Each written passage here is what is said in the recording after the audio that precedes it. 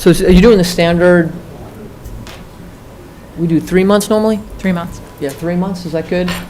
What are you looking to do hours-wise, days-wise? So it would, the regular hours is Tuesday through Thursday would be 2:30 to 8:30. Okay, And then Friday is 1 to 7. And then Saturday is 10 to 5. And some days I'll work Monday. I can not do that. I can do that. But that would be probably 12 to 5. anything from you? I found myself trying to figure out what the redaction, like this one here that simply was redacting, that looks like parts of our form. I was just curious. I promise I didn't put anything. No, I'm sure you didn't. But I was like, boy, this is an interest. I feel like this is a House investigative committee trying to get something from the Department of Justice here with all these random redactions. I think the only thing I had down was, because we do it at 90 days, you'd asked out through the end of the year, but usually what we'll do is do 90 days. So this would Okay. probably be something like out through the end of September, or you could say, I think, the middle of October. What we tell people is, if you've been out doing something, though, and there's been no complaints about how you've gone about doing it, Okay. you can ask for a continuation of the authorization without having to come in. Okay, all right. We'll just automatically do it. Okay, how would I do that? Would I just like read out to the police station or something? Just email Brittany. I believe you've been in contact with Yes, her. yeah, Yep, she when we get told me. closer to the end of the 3 months. Okay. Email her and let you know you'd like an extension. All right. And the only other question I had, I don't recall having seen your name on the, is this your first time Medfield, or have you I done it live before? on 670 Street. Oh, okay. So that part was redacted. I couldn't see what your address was. So you're familiar with the town. Is it the first time you've been doing this in Medfield in terms of? I believe maybe for school I saw the superintendent Okay. once in this but that's Okay. that's it as far as this building. Okay. Yeah. Okay. Well, glad you have somebody who grew up in town doing stuff like this in town. That's good. And so you know before you start, just to touch base with the police station, so you know what area you're gonna be covering, so that. So as far as you guys just check in every day. Just let us know that you're gonna be out and about, so if we get any phone calls, Okay. we advise people that you are already registered with the town. Perfect. All right. Yeah, I know. Sometimes like people will say like, I'm calling the police, so just say tell them my name's Shay. Absolutely, and just make sure Okay. you're wearing something that clearly identifies Yeah, the yeah. company. All right. Perfect. Yeah, if you know you're gonna be covering a certain area, Uh-huh. that even helps them, so they're like, yeah, Perfect. we were expecting somebody in the Granite area Alright. today, we're expecting somebody over in Indian Hill. Okay. Okay. I'm good. So, I think with the public hearing, you have to let Any the comments public from the public? weigh in. Okay. any questions from the, and there is a microphone that, Bill has it, if anyone has any questions, they can take the microphone. It's a rugged microphone, too. It's early for Bill's mic drop. I will check Is this there like a do not knock list that I'm gonna get? We don't have one. You don't have one? Okay. Medfield's a friendly town. Everybody's happy to have you. I hope so. There's no one Don't else quote in- me on that one. I'm not sure that's true. Yeah, no, I'll make sure anybody that yells at me, okay, this guy's that. Okay, all right, so without any comments from the public, I'm going to declare the public hearing closed. Take a motion. Yep. I move that we approve the request, the solicitor license request from Shea Cafferty Booth for Trinity Solar to basically solicit here in town. The dates between now and, let's say, October 15th, Cool. 2023, understanding that you can extend it. Yeah, Monday through Thursday from 2:30 to 8:30, Friday from 12 to 7, Saturday from 10 to 5. And he changed it from 1 to, instead of 12. It's 1 to 7.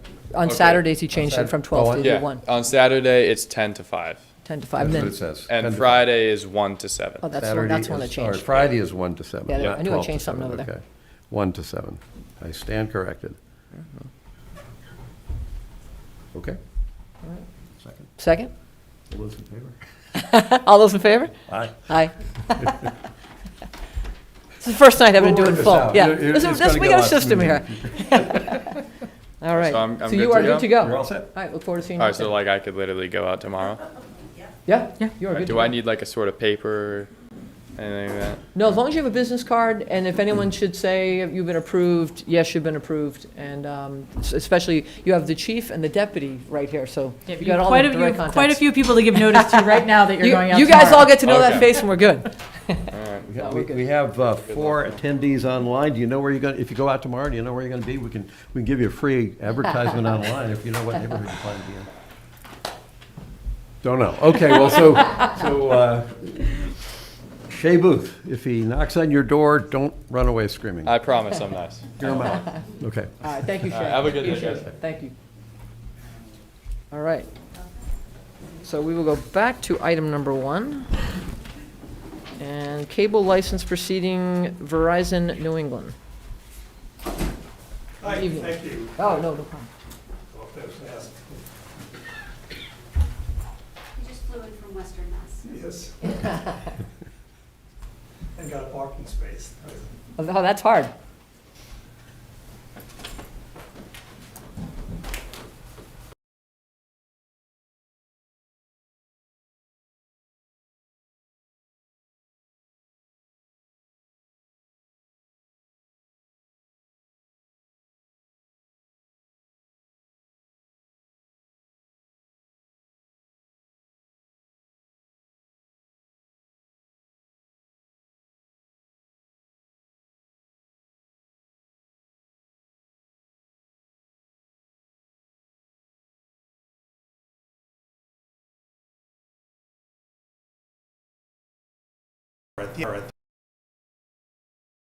Which prefers to take control of the document at the end.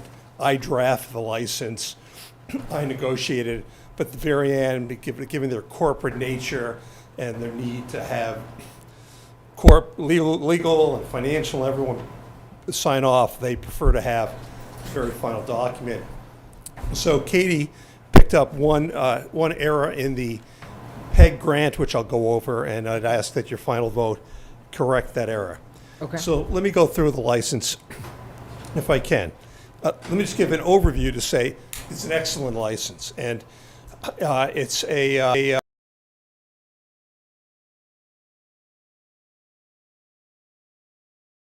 council who are actually based in and work with the corporate council, who I hear good things about, but there's a bureaucracy that it has to go through, and in this case, the largest issue was the important issue of capital funding for your public educational and government access programming, Medfield TV. The parties saw the numbers differently.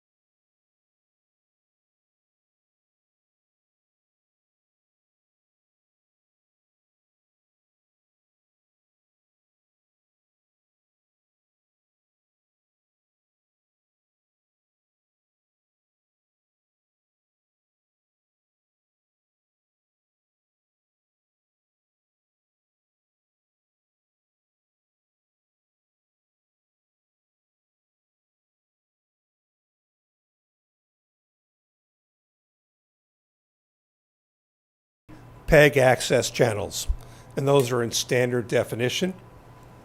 And as with the last license, the town has the right, upon a letter from this board in 270 days, to have a high-definition PEG channel. At this point, Medfield TV is fully ready to have its programming in high definition. So that what would happen is that this board, and I can draft a letter for the town council, town administrator to look at, would write Verizon, and with 270 days, you'd have a fourth channel that's high definition. Now that you want to speak to Medfield TV and discuss what would that channel be. You have two options under the license. One option is to have one of your existing channels simulcast in high definition. The other option is to have a whole new channel, which could be the best of, or interesting enough, if you had asked me 5 or 10 years ago, I would have said most towns would pick the public channel to be the high definition, because you get nature and sports and things that really would be improved with high definition. But interesting enough, many towns decide to have their government channel in high definition. That way, when people are watching at home, they can see the presentations, they can read the numbers on the sheet, they can see the plan. So that's a discussion you want to have among yourself, with the town administrator, and then reach out and meet with Medfield TV and let them know what your preference is, and because you have a little time to do that. The annual support for PEG access continues to be 4.8%, the max of the gross revenues. Very importantly, as we discussed before, that's a full definition of gross revenues. There are no arbitrary exclusions. It's what people pay for cable service, what people pay for equipment, the advertising revenue that Verizon receives, the home shopping revenue. And so it's a full definition. And most importantly, as we discussed before, that when services are bundled together, the methodology of calculating what portion of that bundle is cable is done under a relatively new GAAP rule.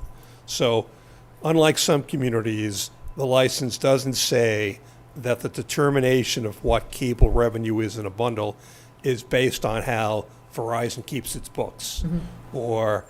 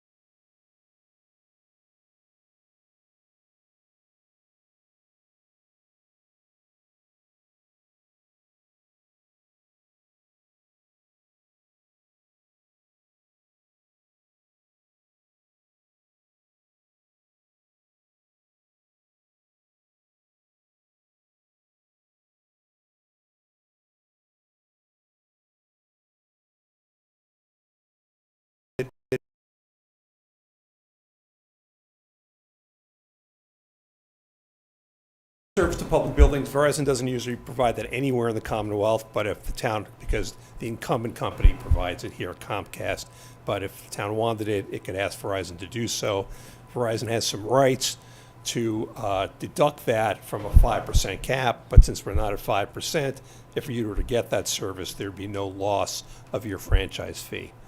The electronic program guide, as before, and PEG access video on demand, unlikely to come about with Verizon looking at a different future, but the license continues to provide that if they were to provide the electronic program guide, as you know, that's for PEG access, you can see when's the programming on, set your recorder. If they were to provide it to any community in the Commonwealth, they'd have to come to Medfield at your request.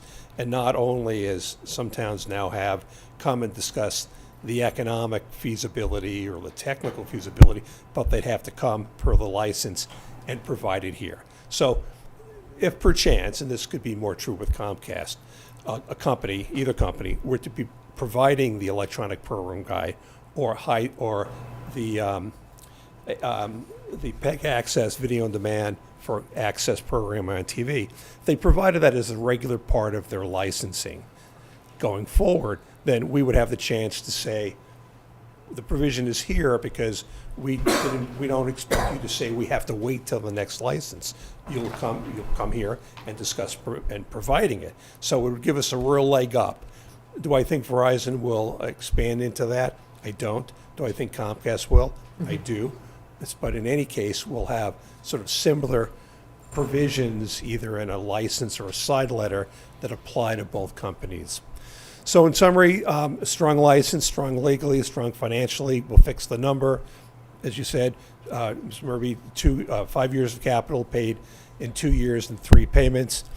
I'd be happy to answer any questions anyone has. Let me just finally say that I'd like to thank your staff, particularly Brittany.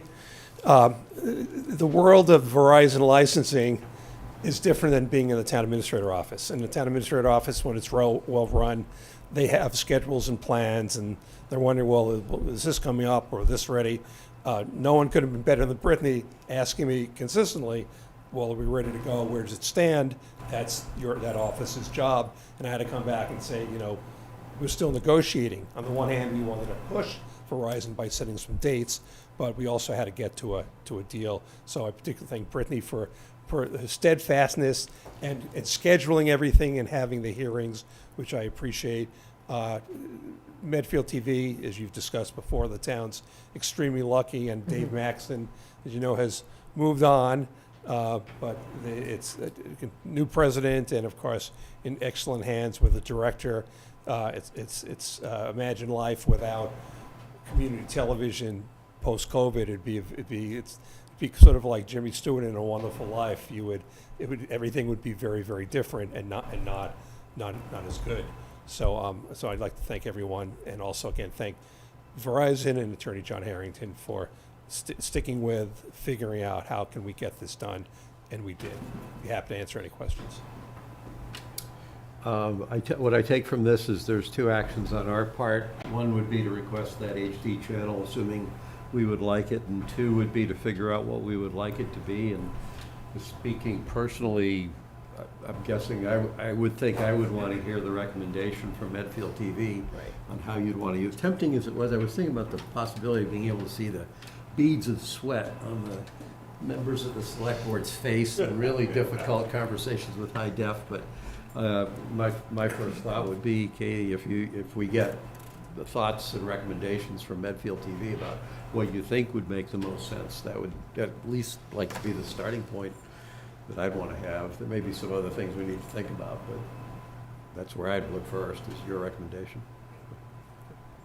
Yeah, I echo that same sentiment. And I guess I would turn to you and say, are there any questions or concerns you have that you'd want us to address? I guess my only question, and this is for Bill, and also because, I may not have read that part of the agreement. Will we have to pay anything in order to get that HD channel? Sure. We will. Fair question. Good question. No cost to the town or no cost to access other than what your cost of producing the programming, of course. There's no cost for any of the electronics or the connection, all paid for by Verizon, which, we appreciate. Okay. So Katie, are you ready to jump into that? You're, okay. So is there like gonna be a makeup budget we're gonna have to poof you all up so if you're sweating? We're building a green room. Only if we decide government stuff is what has to go in. I mean, some old Western movies would work well for me, but they're not like that. All right, I have no further questions. I think we're good. Motion? I move that we, oops, gotta get to the right one.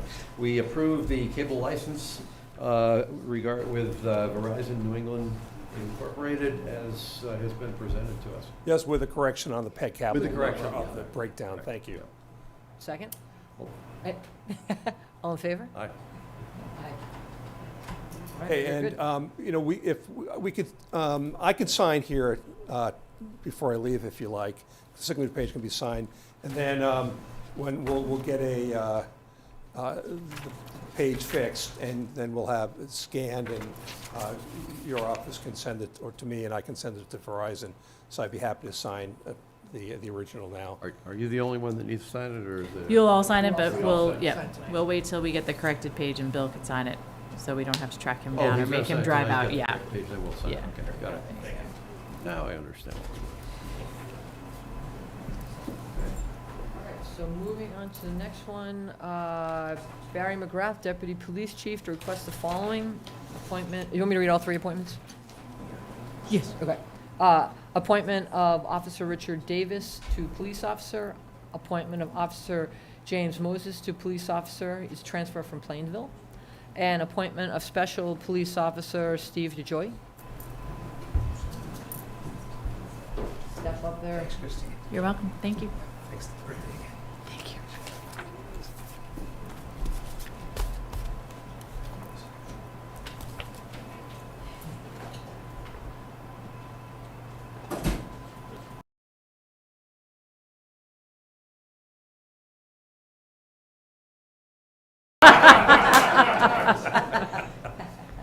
Good evening, everyone.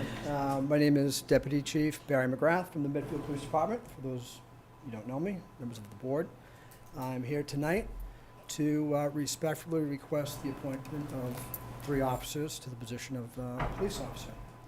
The first officer is Rich Davis, who many of you may know from around town. He's a graduate of King Philip High School. He's an excellent employee. He's a passionate police officer, and I think he would be an asset to the department. I respectfully request on behalf of Chief Garrett and the Medfield Police Department that you would consider appointing him to that position. Are we gonna do each individual motion here? Do each one, Yeah. so do one at a time, okay. Yeah. And do you mind if we bring them up so everyone here can put Absolutely. a name to a face? I think that's important. Rich? How are you? Very good. So motion? Okay, yeah, I move that we appoint Officer Richard Davis as a police officer in the police department. Second? Motion? Oh, Well, we gotta, how do you wanna do you have that? more to say? I do. I have 2 more. More? Yeah, two Okay, more, so you wanna so do you each wanna one? wait? Okay, all right, so we'll keep There we going. go. Next up, we have Next, We're going left to right here, so looking at you, right? Okay. For those who are trying to handicap this and watch who is who, left to right. you, sir. Keep going. Next up, we have James Moses. He is a veteran police officer with over 20 years of experience. James has worked as a detective for the Plainville Police Department. He is a firearms instructor. He is a field training officer.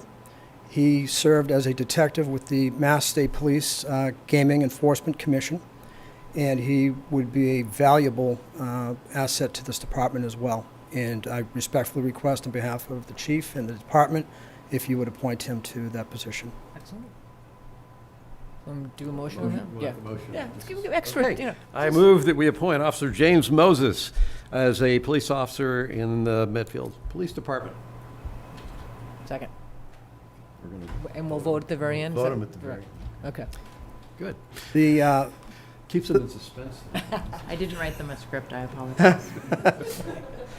We're going rogue tonight.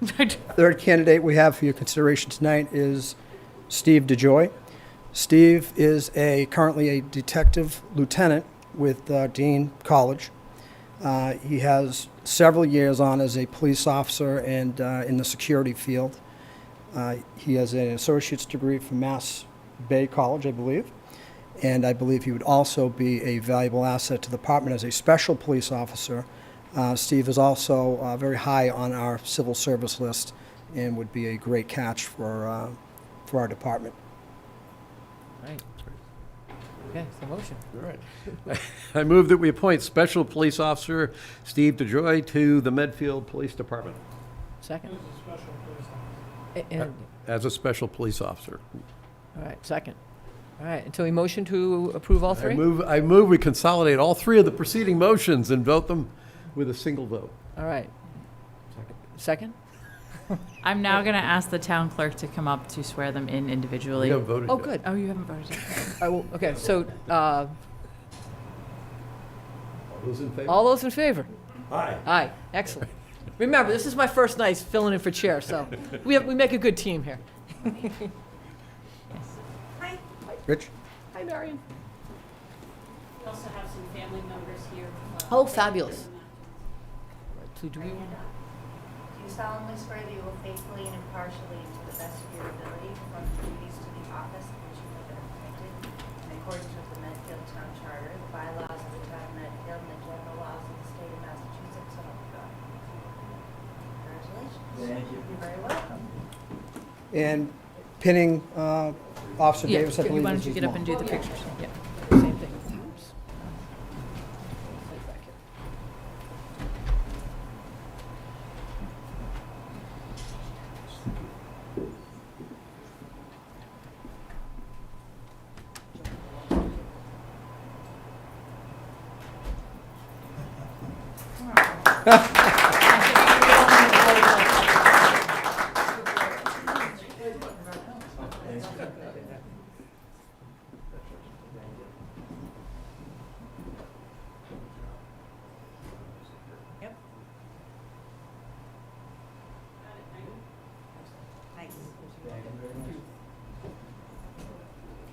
Oh, now I'm back up again. Okay.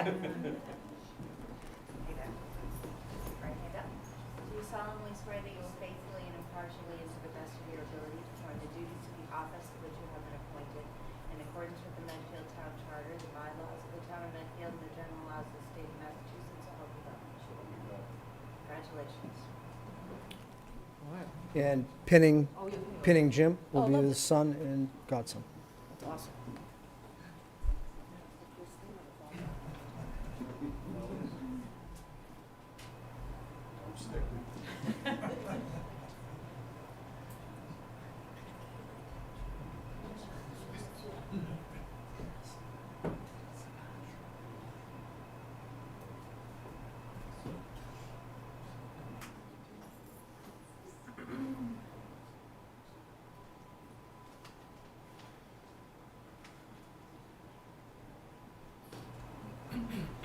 Ah, I love that.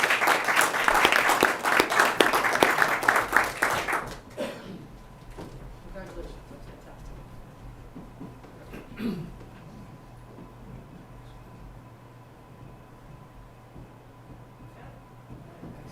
Nice. Getting better at this. Getting the rhythm down. One more, here we go. Officer DeJoy has already been pinned. He's just being sworn in. Do you solemnly swear that you, wait a second. Do you solemnly swear that you will faithfully and impartially and to the best of your ability perform the duties to the office of which you have been appointed in accordance with the Medfield Town Charter, the bylaws of the town of Medfield, and the general laws of the state of Massachusetts, so help you God? Congratulations.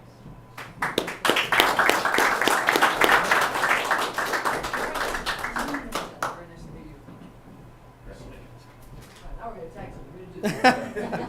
Should have done that.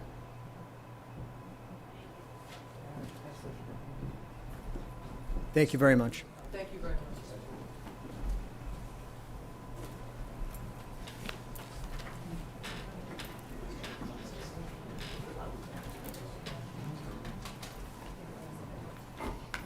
Nice to expected, that's what the big crowd was here for. What tough issues do we have that's brought everybody out in town?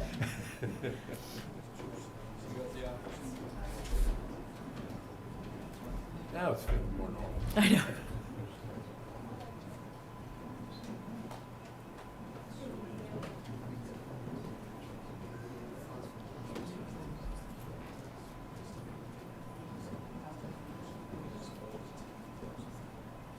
Pressure's off. I know. We're getting better and better at this. All right, so should we move All right. on to the next? Yes. All right, so we'll move on to the official introduction and welcome to Maria de la Fuente. Okay, I don't want to hack up your name, out of respect, please. Welcome to the town of Medfield. I know we were saying this earlier. We had a chance to meet you because you came in to present, but I'd love to have you come up and Yeah, if you can come to the podium. I just wanted to, I know that Maria has, out of necessity, appeared before the board several times in the last 8 weeks that she's been here, but we didn't have an opportunity to officially recognize her as our new land use and planning director. As you know, several years ago, we combined planning, zoning, and conservation, and at the time, Sarah Raposa took that position for us. Sarah has left for the town of Mansfield, and we were lucky enough to find an incredible replacement for her, which is Maria, who's overseeing all 3 departments, and in very short 8 weeks has already stepped up and become an integral part of the team. So we're very happy to have her on the staff. Yeah, and I'm thrilled. And just know that we're here to support you 110%. Right? I mean, I know I work with you on the Affordable Housing Trust, and just you've been doing awesome, and we're very lucky to have you, and just appreciate it. Thank you. Thank you. I'm very happy to be here. It's been a very smooth transition. I really couldn't ask for a better team or even better support. So you got a beautiful town. So. And I have to comment, I think you sent an email. I didn't send an email to you at the start of this week, but I understand you recently were selected by your classmates to be the graduation speaker, and that coming out of all that, you have a fellowship to complete your MPA Yes. at Suffolk University. So that's a very impressive start in Thank you. just a few weeks here in the town. We're delighted to have you here. Thank you so much. I really appreciate it. That's awesome. Congratulations. Thank you. Thank you.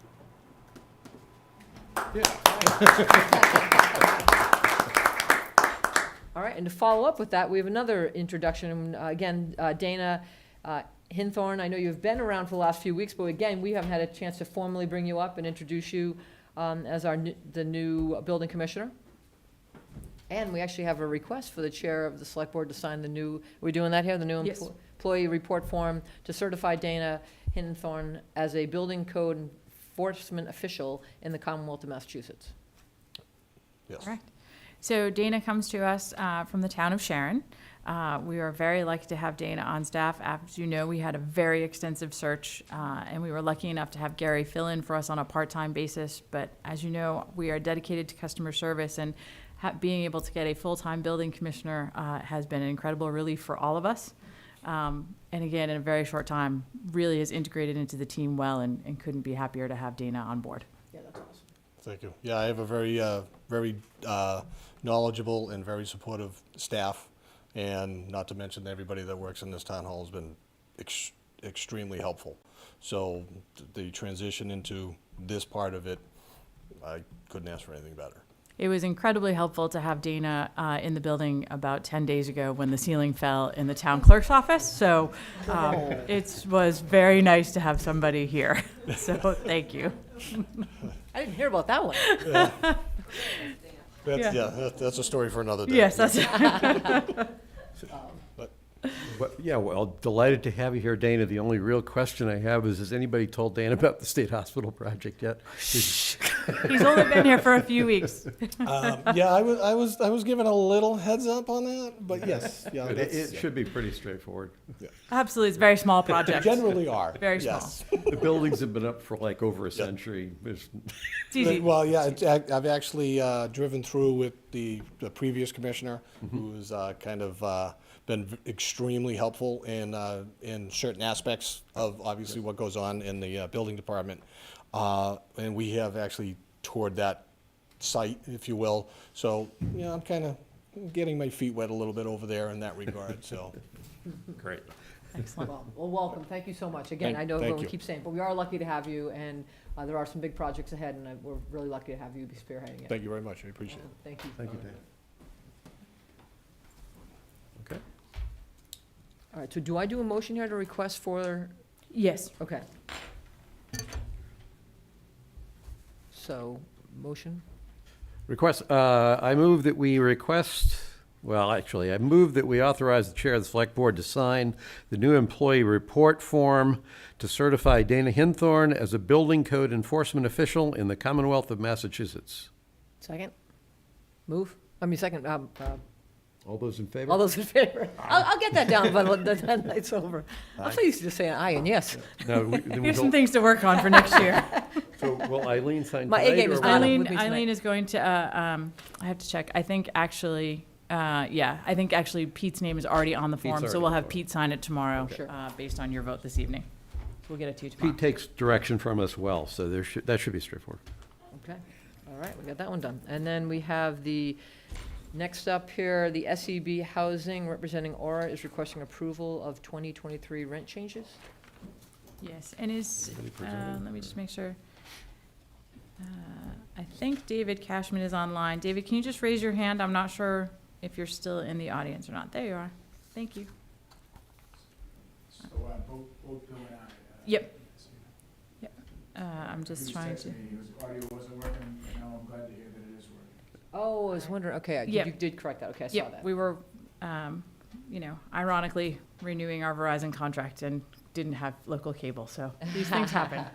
So, and just to give you a little context, and David is here, at the last select board's meeting, we took up the issue and the request for rent increases. There had been a 17% increase request for Aura. We did not deny that outright. We asked them to reconsider that and come back in and make a presentation. And I believe the increase this evening is at 7% that they're requesting for existing tenants. 7.5. So do you have any questions? So I do have questions. The first one, I got the email that kind of laid out first off, thanks for making the adjustment you made. I think my question's mostly around existing tenants and some of the feedback we got from people, so that's the part that I'm trying to, that's what I'm trying to get a handle on. The first question I have, these all 1 year, the term of the leases, you talk about changing the rent on the renewal of the lease. These are all 1 year leases, or are they longer? They are all 1 year. So they're all 1 year leases, okay. They have to be recertified by SEB as well. Yeah, to- okay. To make sure they still qualify for the program. And then the other piece of this that I was curious about, it talked about, at the end, it said, for new tenants, should there be a vacancy? This is from David Cashman, so this may Yes. not directly involve you two for all three. For new tenants, should there be a vacancy, ownership would request approval of the 2023 rents in line with the approvals for Hillside Village and Meadows. And I was trying to understand whether that meant that the rents will be identical across all three of those. No, just that they're approved for the 23 HUD approved So when it says rents. in line, that's what it means, is it's in Yes. line in the Yeah. sense that they also come on in line with the 2023. That's correct. Okay. Correct. That made sense to me, but I wasn't sure what that meant. Right. Here's the only question I have, and it has to do with the existing, we heard from two tenants. Yes. Both of them indicated that when they signed their leases in December 2022, they were told that the increase in the rents wouldn't, on an annual basis, wouldn't be more than like $75. Right.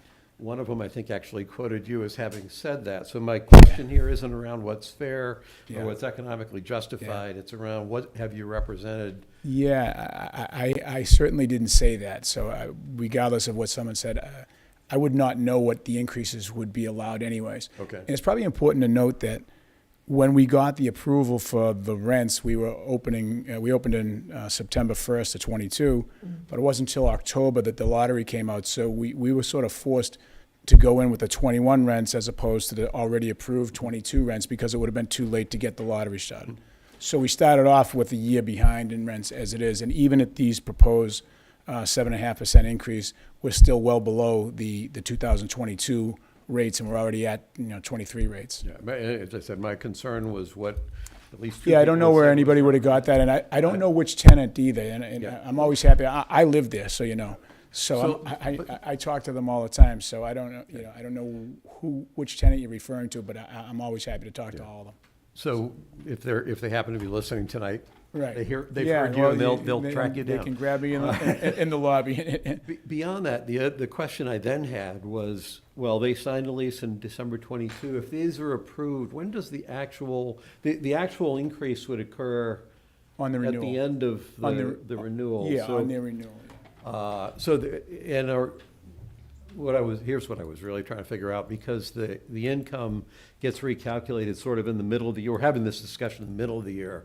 I was trying to figure out whether, as a practical matter, do the rents all increase on January of the new year? Do No, they- no, it goes they'll- by whatever their lease term is. So if, most of them are in there, as you say, maybe November, December. Yeah. That they moved in, so they'll be, at wherever the 12-month comes up. So not that you necessarily need me or anybody else to defend what you did or didn't say or what you represented, but my first thought when I went through that was, well, if the increase doesn't occur, if it occurs in the middle of the year, even I think it was like $105 increase in the Right. one bedroom, even that occurring halfway through the year it's not a $75 increase that year because it's only half of that $105. Yeah. I think that all kind of catches up somewhere down the road, but. Yeah, exactly. Okay. Yeah. So I the only think thing I even- took yeah, away even was two people saying that you all had represented something to them. I don't know who would say that, and I don't know where. I wouldn't have any information as to what the new rents would be. There's no way I would know. Okay. And I think if you look at the building, I think we're still probably lower than most of the existing buildings. In the amenities we have, the building certainly supports those rents. And if you look at them compared to what the market rates are, it's certainly a significant discount. I mean, and again, I'm a tenant there. I'm going to be there. They're going to see me. I don't want anybody hating me over there, but it's still a business as well. And I still think that the prices that they're paying is significant. It's a great value. It's significantly better than most other buildings in town. Those are my questions. Okay. Well, and you answered one of my concerns, which was knowing that you didn't open until this September. I was wondering about the increase, but you just answered, understanding you had to open and to meet all the different deadlines for lottery. You actually went back to a year behind. Exactly. And now, I'm not trying to say you're catching up, but now you're Right. like, okay, let's follow the numbers by what the state's putting out there. Right, and we're still behind actually even the 22 numbers for the existing tenants. Yeah. And, there's a waiting list for each one of those affordables, so I assume those people, most of them are gonna be there for a while. So it'll be a while before we catch up to the 22s and then eventually the 23s. I think it'll be quite a while. Okay. No, and so I understand where you're coming from with that, and understanding that the state sets a lot of those regulations, and to know that you're not going right at the max the moment, you open the doors, that you're being reasonable and respectable. We're is important. over a year behind, even certainly a year behind, more than a year behind with what we're proposing, over a year. Okay. All right. Yeah, I've got friends that are living there, so it's a very nice setup. Thank And they you, have yeah. commented that you are extremely accessible, and you're not hiding from people trying to jump on the elevator. You're out meeting people, and which That's is nice. important. Well, I like people, and I love the building. My wife and I, we're going to be empty nesters after next month. My youngest daughter's getting married, so that was one of the reasons we sold the house and moved over there, and we love it. And there's a lot of tenants just like me in there that have sold houses in town or surrounding towns, and everyone seems to love it. So it's a great place. Excellent. You do have somebody would like to speak. I can allow to speak. Okay, so, Laurel would like to speak. and is that something that Mike's activates? Oh, there we go. Okay, perfect. All right, go ahead, Laurel. Can you hear us? Hi. Yes, I can hear you. I don't know if you can hear me. I'm on my phone. And We I've can. never done this before with Zoom, so.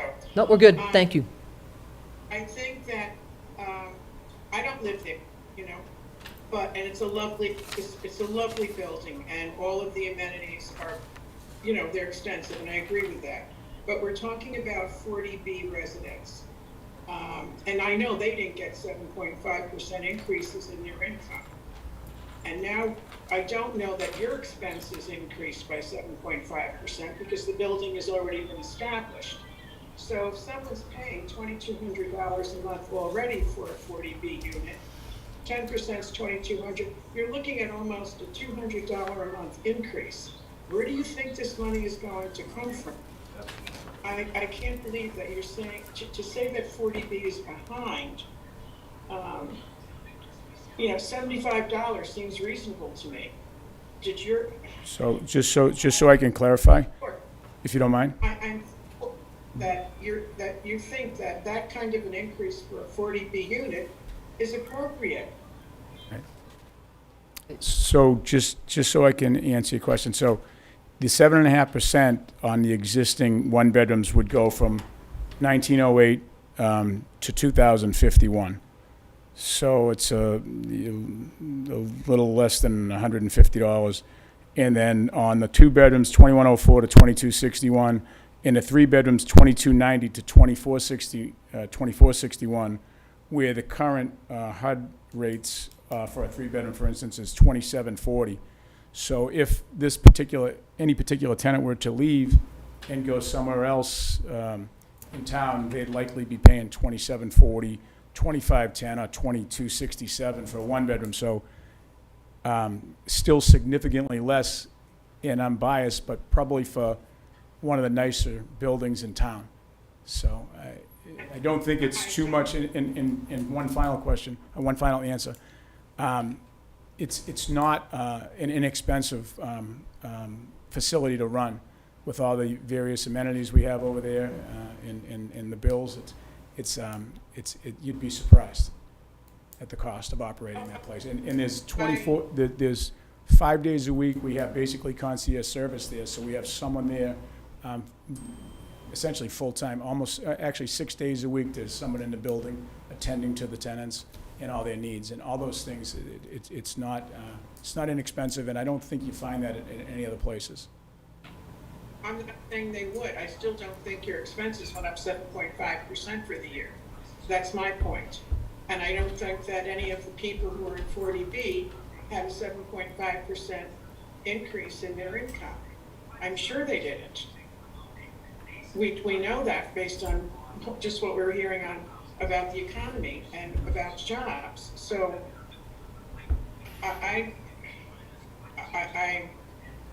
it really leaves a poor taste in my mouth. That's all I'm saying. And I think that if we're looking to help the people in this community with 40B housing, this is not the way to do it. Just one final comment. One final comment. Even at the proposed 7.5% increase, we'll still be less than every other building in town for the same units, and our units are bigger. And again, the facility is superior. Some of them $300. Yeah, we're in some cases $300 less per unit versus other units, other places. All of the places in town aren't 40B. No, but the same 40B buildings, the same 40B buildings, they would be paying more at these buildings than they would be paying at our building. So that is the prices of these units today. So what you're referencing, just to be clear, is if somebody wanted to pick up and move to Medfield Meadows and move to some, they're actually going to pay more They're going to pay for a... It's $300 more than what our proposed rents are. Their increase was $300, they got their increase, the 5%. If we get 7.5, we're still $300 a month less than what they're getting. If we get 7.5, and how much it was? We just happened to, for timing purposes, we came in a year behind what they would be, and we're still not getting, even today with the 7.5% increase, we're not getting what we probably should have started with, if that makes sense. You know, I've heard what some people are paying there. I am sure that this is not a losing proposition. And I was brought up with, don't compare yourself to what, John Smith is doing. This is what we do in our house. And I know of another 40B unit. They may not have the amenities, but it's not giving the rent increase that you're giving. I know of other developments that have been done in town where the landlord hasn't even raised the rent in, let's see now, it's, a friend I know was in a very nice building, $50 because it was a good tenant. So this is just a moneymaker for you. We're just talking about the bottom line. This isn't talking about people and what their needs are and what 40B is supposed to be about. That's not what you're talking about here. You're talking about your bottom line and wanting to increase your profits. That's all this is. And you think that you're due this amount of money. You're making the money. Let's face it, you're making a lot of money over there. So I think the 7.5% is gouging, and I don't think it's appropriate for 40B. And I'm very disappointed in your presentation and why you think you deserve the money. In my opinion, you don't. I don't think any developer deserves that kind of an increase for the 40B development. And I guess I've been on my soapbox long enough, so I will get off now because I really don't have anything more to say except how I feel about this. And I respect your opinion, and that's the best I can. I tried to explain it as best I could, but I do respect your opinion. Laurel, can I jump in on this? I'll take these guys off the hot seat a little bit. The earlier request that we got from SEB to to increase the rents, there's a couple factors to keep in mind, and those earlier requests, part of the reason they were playing catch up and we approved what we approved is because in the middle of the COVID crisis, we basically told the developers they couldn't raise their rents at all. It was the middle of COVID. People were having a hard time. We held them to basically no increase during the time that happened. Coming out on the other side of that, they basically were saying, well, you held us kind of at a fixed point for a couple of years. We'd like to be able to increase our rents to keep up with how things have changed. The standard that I used, I'm speaking personally here, I'm not sure with Eileen or Pete what their thinking was, but the standard I used was that these folks, along with those folks, still have to meet the 40B income requirements that the state establishes. Mm-hmm. So the issue you're making around affordability and that it's always hard for people who aren't making a lot of money to pay more, that's a fair observation. But the way the state has set up the 40B program, it's got to do with having to make sure people don't have to spend more than, I think, 30% of 80% of the average mean income for the region.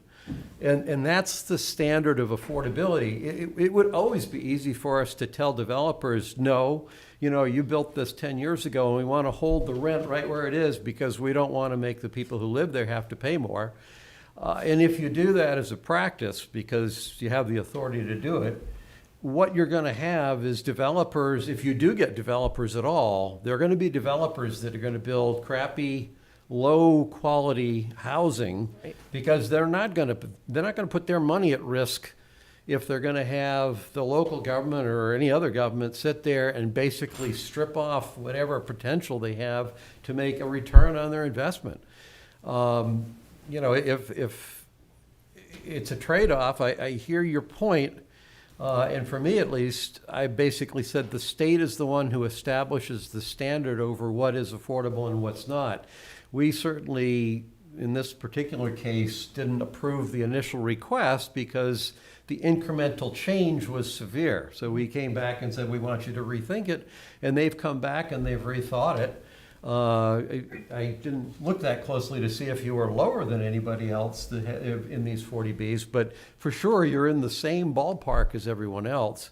So speaking again personally, I think you've been responsive. I do appreciate the overall quality of the living spaces that are there, and I think you told me when I did the tour that the affordable units they're indistinguishable from, and think about that. That's not necessarily true for all 40B developments.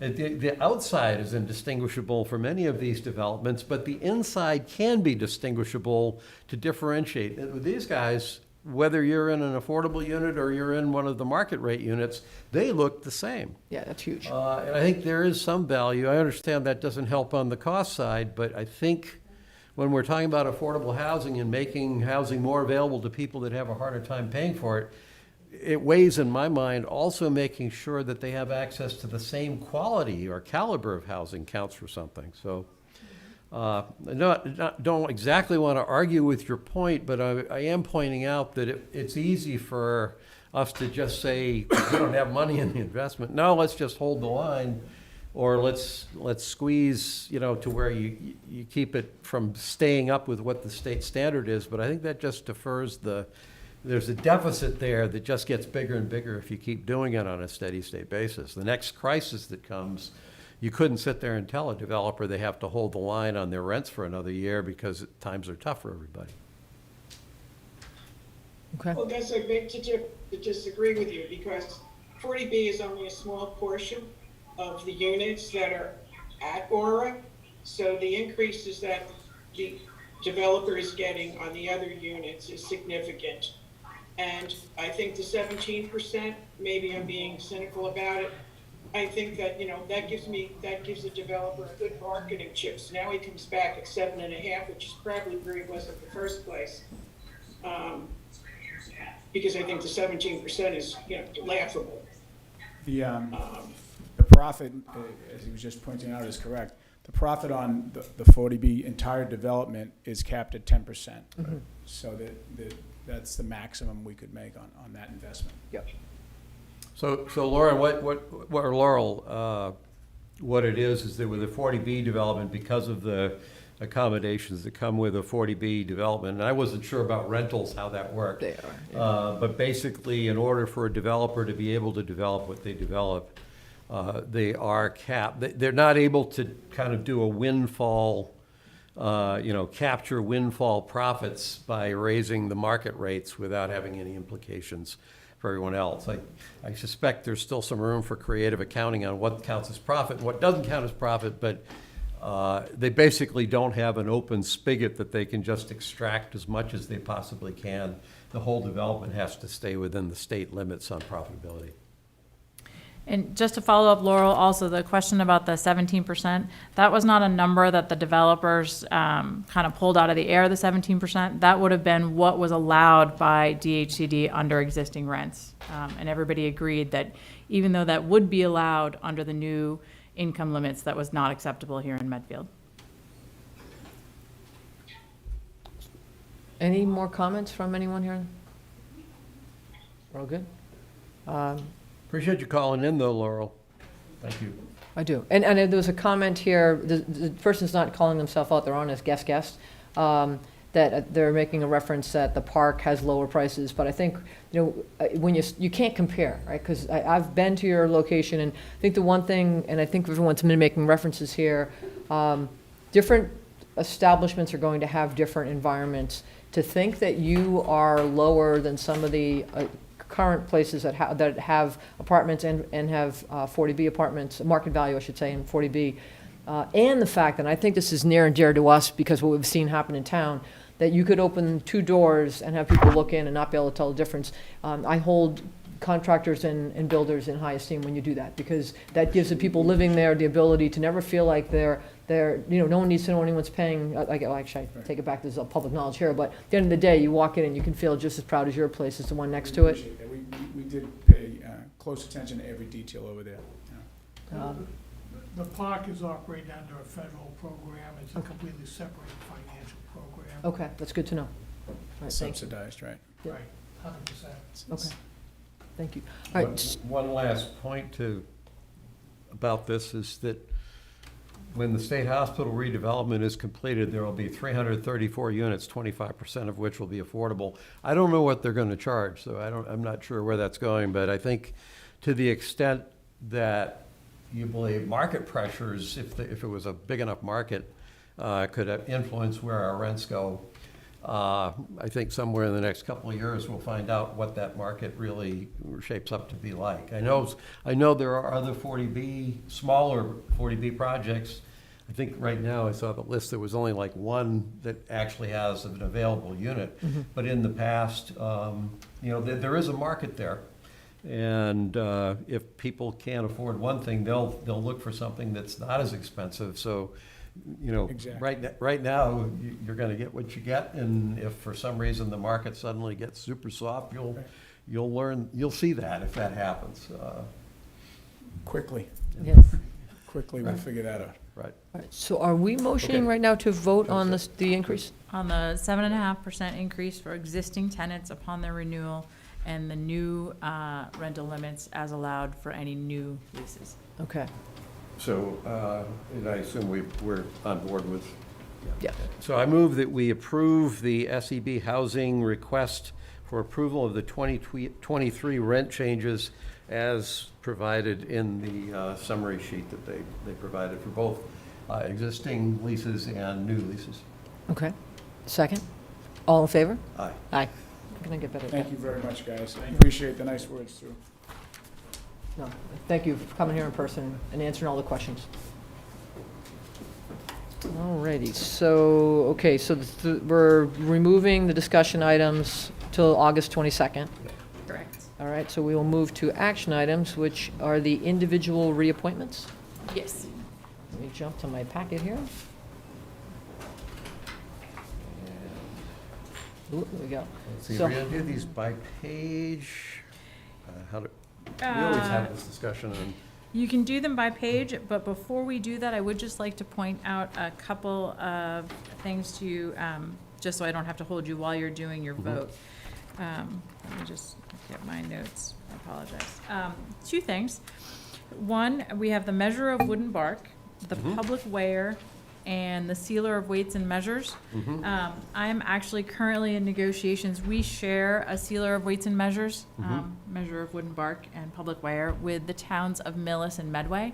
And we are currently looking into hiring a new sealer of weights and measures, and we'll put together an intermunicipal agreement, and that should be ready for you by the end of your August meeting.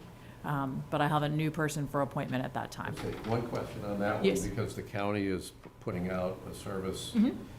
How did, I So think, we've been talking with the county. The county said that we did not anticipate we'd have to replace this position.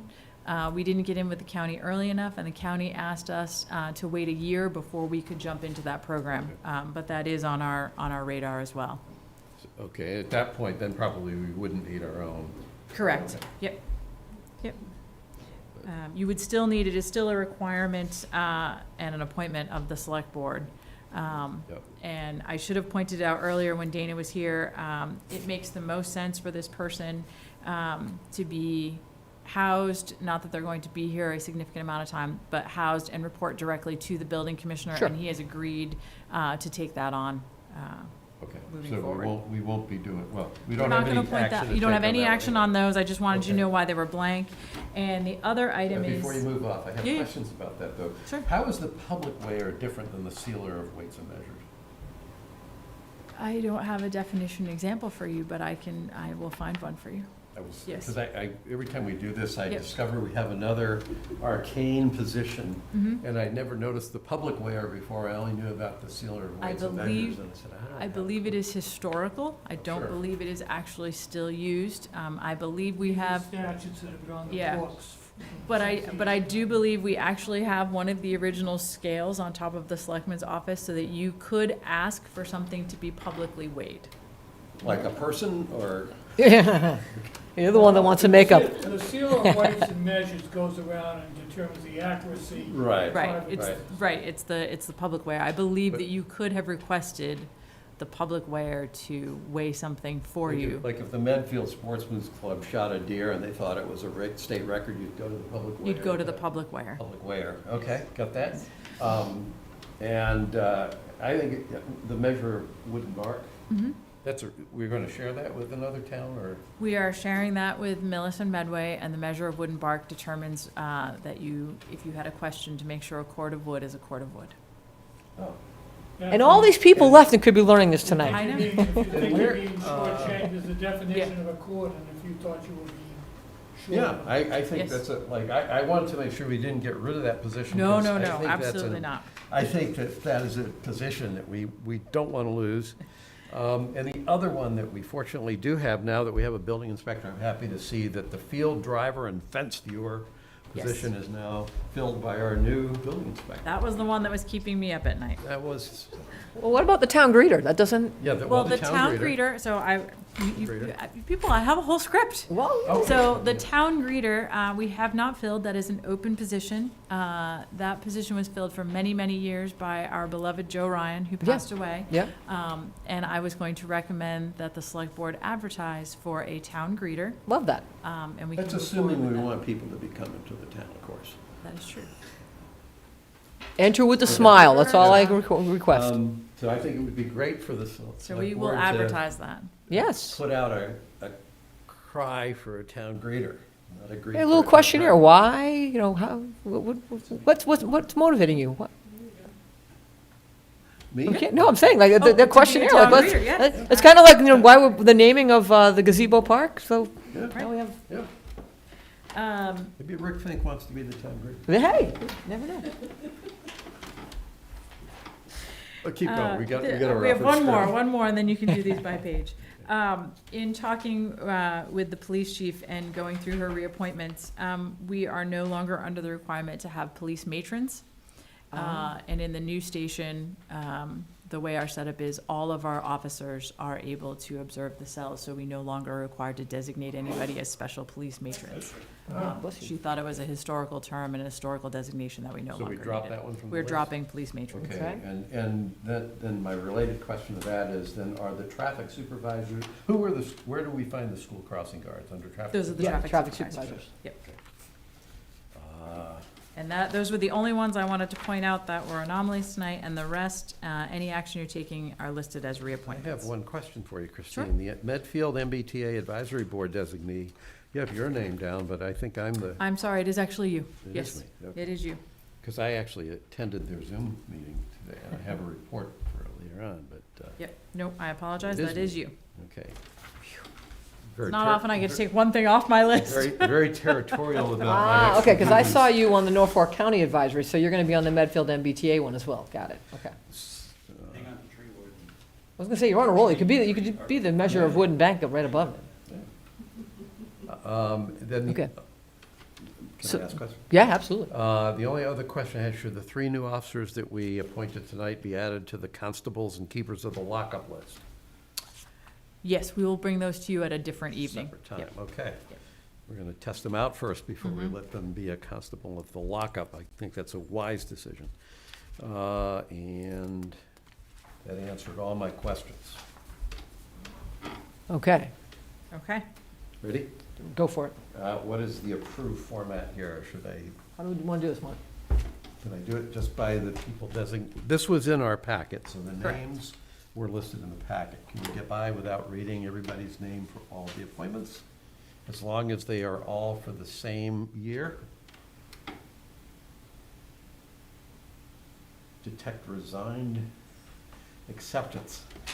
Whatever you want to do for the. Okay, all right, so,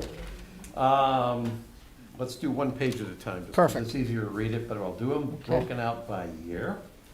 And I'll start with the newest one, with the shortest period. So, recommend that the sergeants, police officers, school resource officer, all be reappointed for, well, actually, yeah, single year, Mhm. those are single years. Those are all single They year, all- They all 2023. expire this year, so Yep. all be reappointed for another single year term. Second. The names listed in the list that was in the packet. The Yes. names, that will be the case for all of the groups that I call out as I work my way through here. I second that. Okay, All in favor? Aye. Aye. okay, those passed. Next, move that the fire chief, chief of police. No, those are not up for reappointment. That's just for informational Oh, purposes those for are, you. that's right, too. It's Yeah, only yeah, the you don't need- 23s I have to worry Yep, about? only the 23s. Yep. And then that was just 23s for- automatically go to 24? Yes. Okay. All right. Those are just one-year appointments. The rest was just context for you. That's just context. Well, so then the question is, are these all gonna be 1 year? Mhm. Okay, they're All all 1 1 year year. appointments, I think okay. I think you really ought to read the names. Okay, but. Took too we'll- long. We'll let that one go for the first page, or do you want me to go back and do it? No, because I'm good, Second. I'm good. That's done, but We're done. upon advice of council, we're going to be more exacting and. Because he starts do the this. second page, that's why. Okay, on page two Too of much the, going on that list.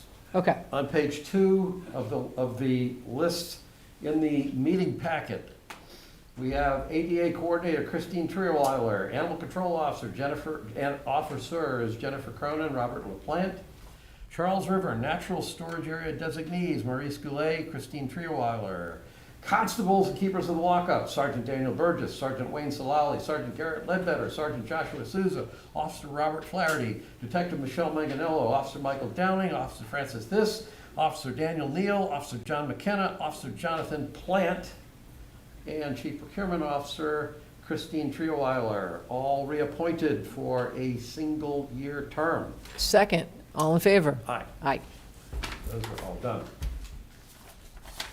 Okay, next page. I was going into that rapid reading of every police officer's name, not being sure I actually was going to know how to pronounce all of them. So Right. that was a little touch and go for me for a bit. Let's see, third page of the packet. Contract Compliance Officer Christine Trioweiler, a move that we reappoint. Yes. Contract Compliance Officer Christine Trioweiler, a Director of Grave Markers for Veterans Frank Iafola, Fair Housing Officer Christine Trioweiler, Alternate Building Inspector Joseph Doyle, Alternate Building Inspector John Mee, Alternate Building Inspector Donald L. J. Colangelo, Plumbing Inspector John A. Rose Jr., Alternate Plumbing Inspector Robert Pershak, Alternate Plumbing Inspector James Coakley, Alternate Electrical Inspector William A. Cook Jr., Alternate Electrical Inspector William Mancini, and Alternate Electrical Inspector Mike Giampetro, Inspector of Animals Jennifer Cronin, Keepers of the Town Clock Mark R. Tischler and David P. Maxon, and the Local Auction Permit Agent Brittany Franklin. Second, all in favor? Aye. Aye. Next, I move to appoint Dana Hinthorn as the field driver and fence viewer, and Dana Hinthorn as building commissioner for one-year term. Those are the two ones that are appointed, not reappointed on page 3. Ah, Yeah, okay, those are just separate appointments. got it, okay, second, all in favor? Aye. Aye. Okay. There we go, they're all there, and that's done. Next, fourth page of the packet, of the listing of appointments in the meeting packet. I move that we reappoint the local water resource management official Maurice Goulet, and the Medfield MBTA Advisory Board designee Gus Murby, the Norfolk County Advisory Board Gustav H. Murby, both the same, I just wrote my nickname, and the Pound Keeper Jennifer A. Cronin. Second, all in favor? Aye. Next, I move that we appoint Maria De La Fuente, the MAPC Three Rivers Interlocal Council, TRIC. She already left, she didn't. I told her she didn't have to stay. I let her go. Oh, your page is printed different, that's why I'm like, so you're, okay. What do you mean it's printed? So I'm seeing it on screen, yours is printed out different, Yeah, so printed that's out. why you're on a couple of them, I'm like, why are you ending there, but okay, Okay, that's the only one that's an appointment. okay. Second, all in favor? Aye. Aye. All right, so that's the pages I've got printed out differently than the pages as they showed up on your screen. Next, I move to reappoint Maurice Goulet as the representative to the Regional Hazardous Waste Management Committee, Christine Trioweiler as the representative to the Ponset Watershed Initiative Committee, William Carrico as the Right to Know Coordinator, Edward M. Hinckley as the Superintendent of Insect Pest Control, and Richard DeSorger as the Town Historian, Joanne O'Rourke as Traffic Supervisor, Melissa Sawyer, Traffic Supervisor, Jennifer Dissinger, Traffic Supervisor, Angela Brown, Traffic Supervisor, Lisa Visser, Traffic Supervisor. Second, All in favor? Aye. Aye. Next, I one. move to appoint Melissa Bingham as the Veteran Service Officer. Second, all in favor? Good. And then last two. And then last, is the last page, I think? Last page for me at least. Two motions. I move that we reappoint David Maxon as the Wireless Communication Advisor. And you don't have to do the appointment of the last one. I don't. Or, you do- okay, well, I'm doing the reappointments. okay. Oh, just reappointments, got it. Second, and all in favor? Aye. Aye. And then I move to appoint Dana Hinthorn as the Zoning Enforcement Officer. Second, all in favor? Aye. Aye. That's the list. That's fantastic. All right, that is, You gonna do page one again? all right, so moving on to vote to adopt the one-day liquor license policy. And this is just follow-up from our meeting back in. Yes, you had requested some changes. Brittany took your changes under advisement and made those changes. The only question I had on it was, where are the fees specified? We talked about. There are no fees. Did we say no fees? We said no fees. So then We were the gonna waive them form- the first year. So we're not, it's not a policy that we will not have fees, Never we're just been charged waiving a them the fee. first year. Hmm. So in other words, the form itself says, submit a check with the appropriate fee. There's nowhere that says there is no appropriate fee, so people are then gonna say, so what do I owe you? And then we're gonna say, you don't owe us anything. Brittany's gonna let them know that there's no fee. Okay.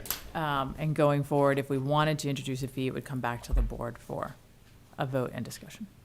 But we can remove the check from the fee. It's a Pretty point of easy to confu- change. That's Yeah. what I was Avoid saying. It's a point of confusion. confusion. If we have to vote on changing the fee, then we can basically. Then you part can of change that, the form at that time. Yep. And then let me just see, then the wording of the instructions.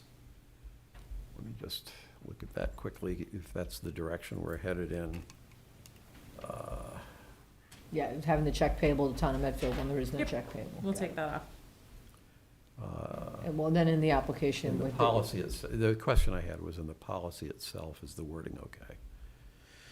As required, supporting documentation including town of Medfield application fee, check payable to the town of Medfield for the application fee. So that either. So that gets removed from It here. would be enough to simply put in parentheses, fee is currently being waived, so we don't have to literally change the core.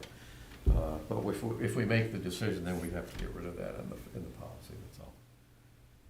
Just leaving it in there the way it is, it's just a point of confusion that we don't need to have if we go through the drill. No, and I agree, the same thing with the application where type of license requested, all alcohol fee, or malt wine only fee. It's on the form. Yeah, just take that off. Yep, we'll take fee off for now. Yep, okay. Okay. All right, so do we vote on that? I move that Okay, we adopt okay. the one-day liquor license policy as revised from our last conversation. Second, all in favor? Aye. Aye. Okay. Can I ask a question? Oh, you certainly can. Where you're requiring like tips training and all of that, like, we do require that of our bartenders, but we won't know who's bartending that far ahead. So can we still apply for our season and then submit who the bartenders are I think as we it should gets closer to those dates? Yeah, Brittany can work with you on that. Okay. Well, we could put wording in there that just says, certificate due a week before, a month before, whatever it may be, so that that just checks that box off. Okay. Yep, that's Okay. not a problem.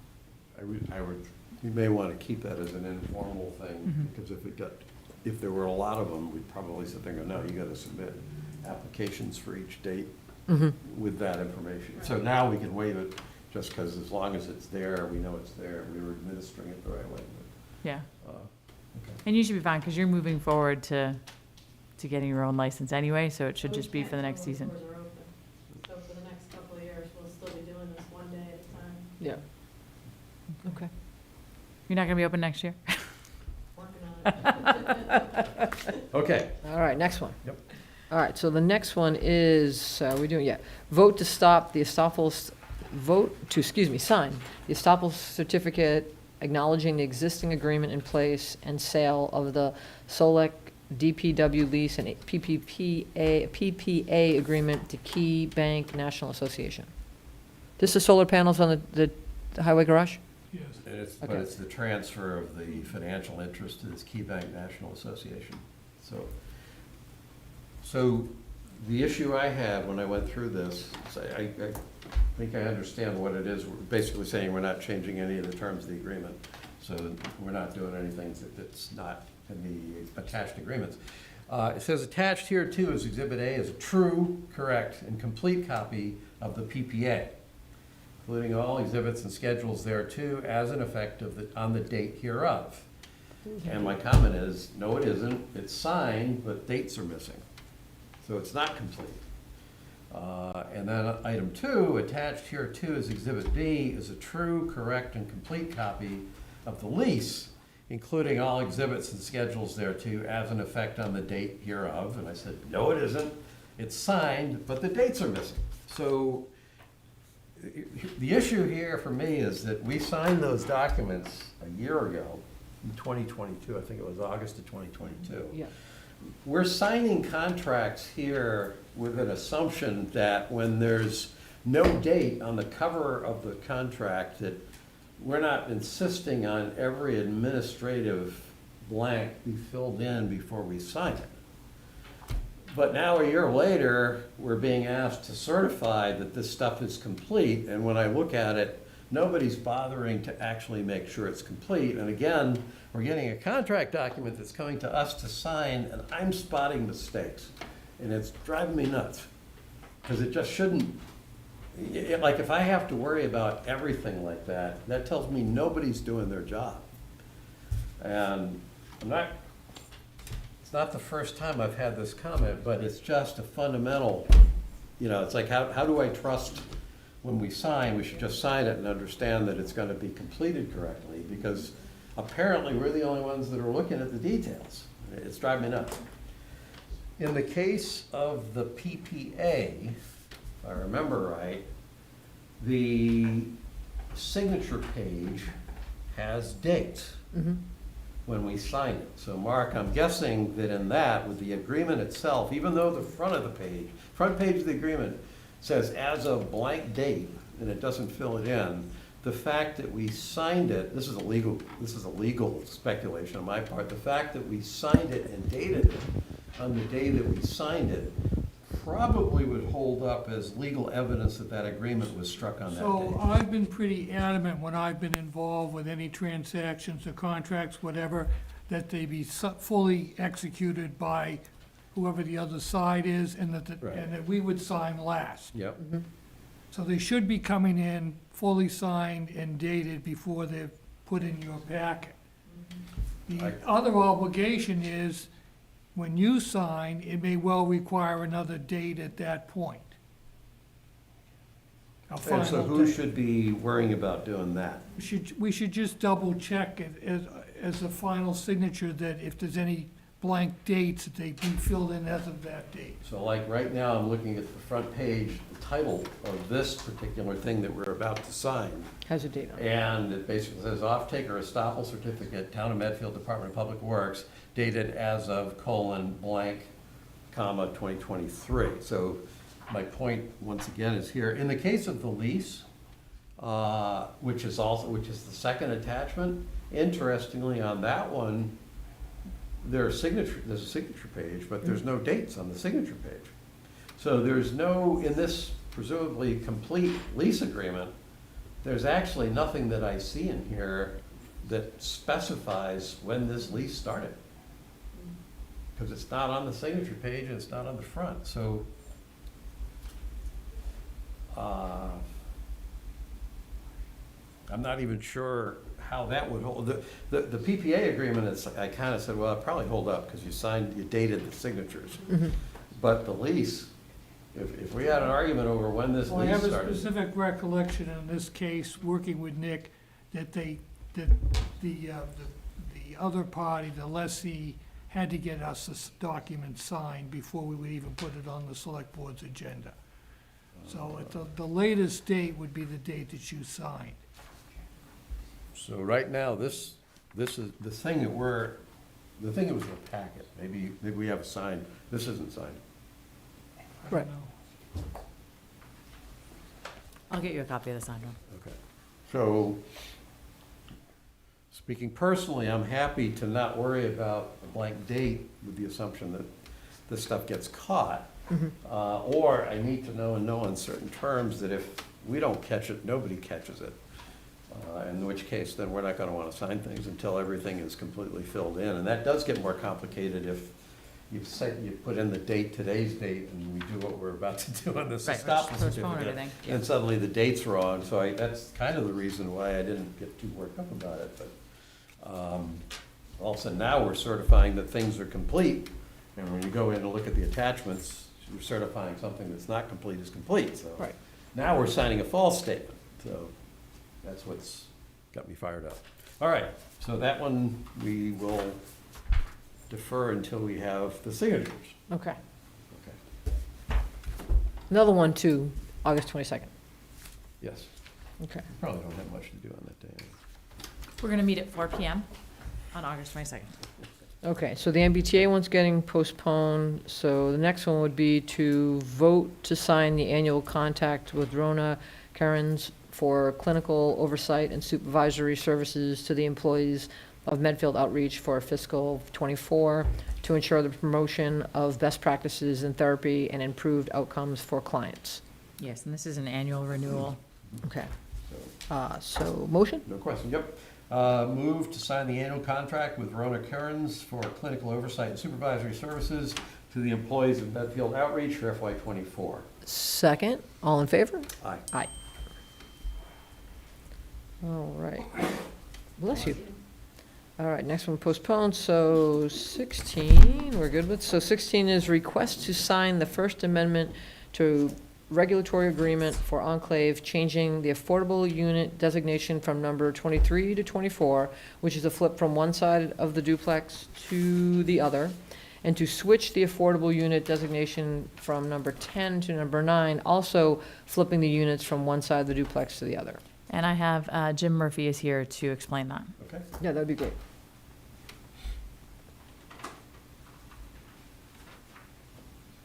Hi, Jim.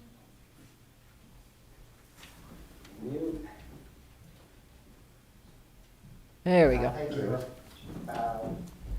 Thank you for having me. When we designated units, basically what you have to do is that you have to disperse them throughout the development. So we did that preliminarily based on just, the drawings.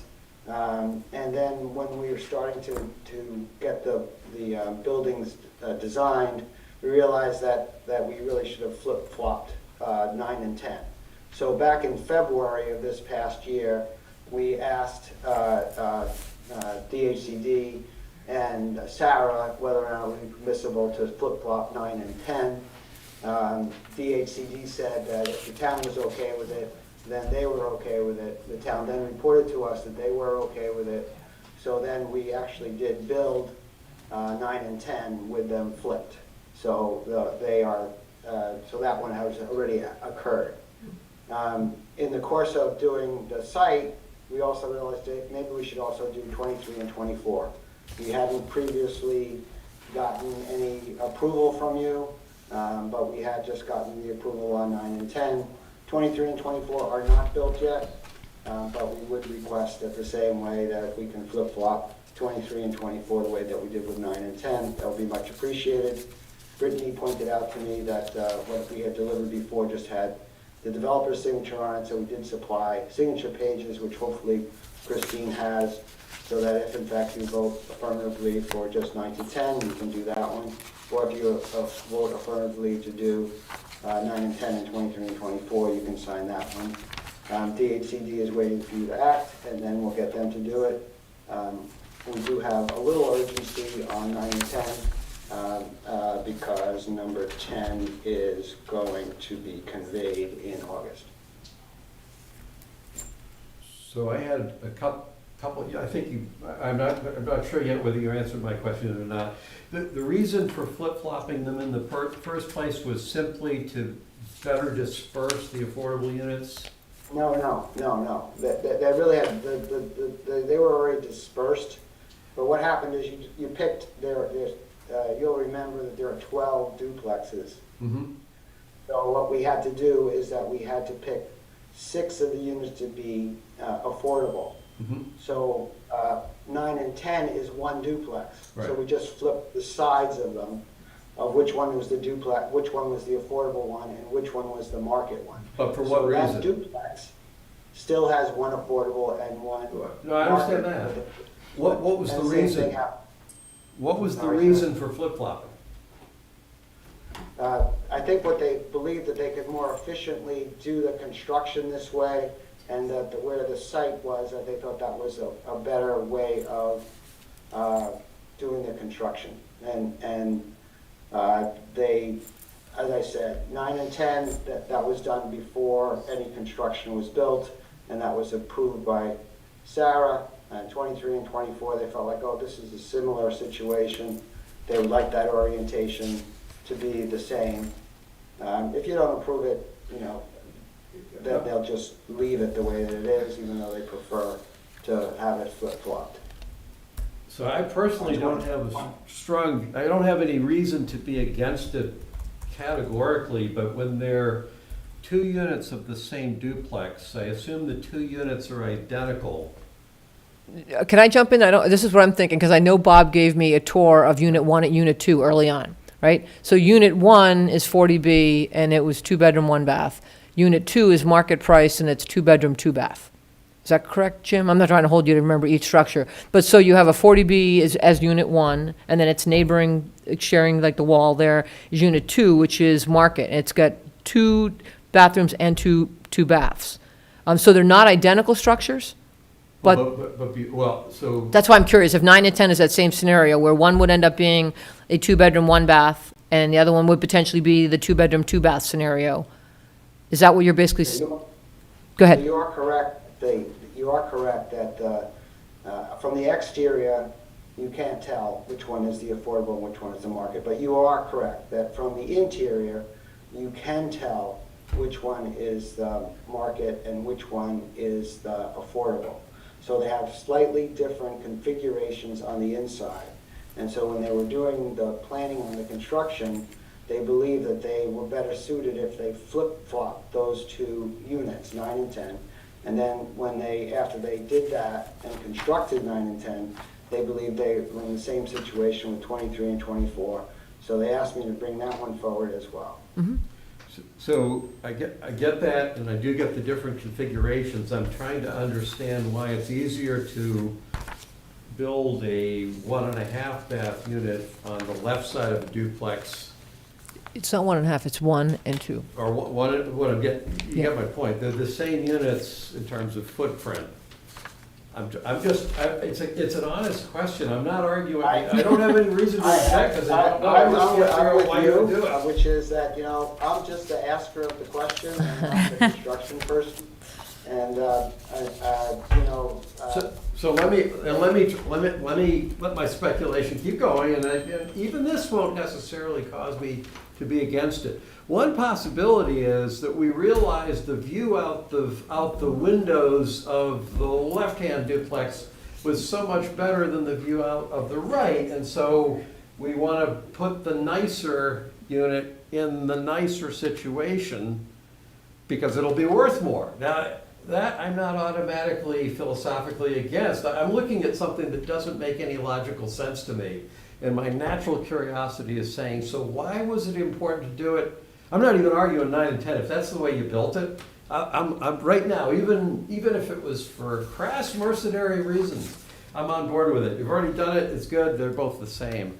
But one that you haven't built yet, I just am trying to understand why it makes any sense, because it doesn't make any sense. I can't figure, I'm sure it does make some sense. I can't figure out what sense it makes. I'm sorry, I can't, all I've been told is that it was, when they did the configurations, they thought that they would better be served if they flip-flopped them. But, they are still just a duplex, and they still look the same from the outside, and they haven't poured this one yet. So, if in fact you don't want to flip 23 and 24, I'm not gonna over ask. So let's approve the one that's already been done. And I'd like an answer to the question. I'm not against doing it. I just am asking a sincere question. And I'm not faulting you. You don't have the answer to that question, and I would just like to know what the thinking is here. Well, they just, what they said to me is that it was more efficient to construct it that way. And I'd just love to understand enough that. of an answer for you, and Yeah. so I don't, I just. And it's entirely possible that's true, I just don't know. I don't understand that answer, and nobody here does. So could we do that? We'll approve the Yeah, first one. yeah, I mean, we totally. don't need to- Yeah. we don't Does need that to work scrub for you, what you've Jim? already done, for sure. Well, And we gave you both, we both gave you both of them, so we'll ask you to do the one that says. 9 and 10 tonight, yeah. Let's do 9 and 10, and then we'll put the other on the agenda. You can have Bob call me first thing tomorrow morning. You want to take a tour with Bob and get a feel for what it's all about? Well, I've already gotten a tour, and this is a verbal, I mean, if you can get a verbal explanation. I will get an explanation. I'm just sitting there saying, this doesn't make sense to me with what little I understand. I have a feeling when I get in tomorrow, Bob's going to be in my office explaining it to me. Well, good. Should have made sure the representative was prepared to. Say, how come you didn't know? He should know that there's people on this select board that just have this kind of all-pervasive curiosity about stuff that sometimes makes routine questions more difficult. All right, so- I move that we approve the redesignation of units 10 and, number 10 and number 9, to reflect the flipping of the units from one side of the duplex to the other. Second, all in favor? Aye. Aye. I should have said I move that we sign the First Amendment, or how does it? Yeah, request to sign the First Amendment for 9 and 10, and we'll hold Okay, 23 and so that's 24. what- Yeah. Okay, so I move that we sign the First Amendment to the regulatory agreement for Enclave for units, the proposed flipping of units 9 and 10. Second, all in favor? Aye. Aye, perfect. And then And then some- that probably something means tells me we'll be- August 22nd, we might be approving 23 August and 22nd, 24. I think that will be That'll coming the back. Second Amendment probably, but, Yes. Okay, and Christine, if you have that, I'll be able to pick it up tomorrow. Awesome. Thank you. Thank you. Thank you very much. Those questions are totally without prejudice here, I just wanted to know. All right. Well, I do think you also had in your packet, just since I'm already on this, we did have on some affordable housing, there was a letter there. Actually, you know what wasn't in the packet? It didn't look like it was an action item on your agenda, but it was in your packet, and since I'm on the screen already, in ours, there was just one $50 increase for one of the 4 units on the rents for the affordables on North Street. I didn't see that. I don't think I've seen that, It's not on Jim. our agenda. I don't think it Yeah. made it, Jim. Okay, I didn't see it. it was actually in the packet, so that's why I thought you might have it. No, even though and it's- not only No. that, but you just reminded me of something. The packet was 220-something pages. I was surprised to see it in there, but I figured, I might have to answer some questions on that too. No, we didn't know that was a question we were being asked. What I wrote down though is that the amendment didn't have the signature page in the packet.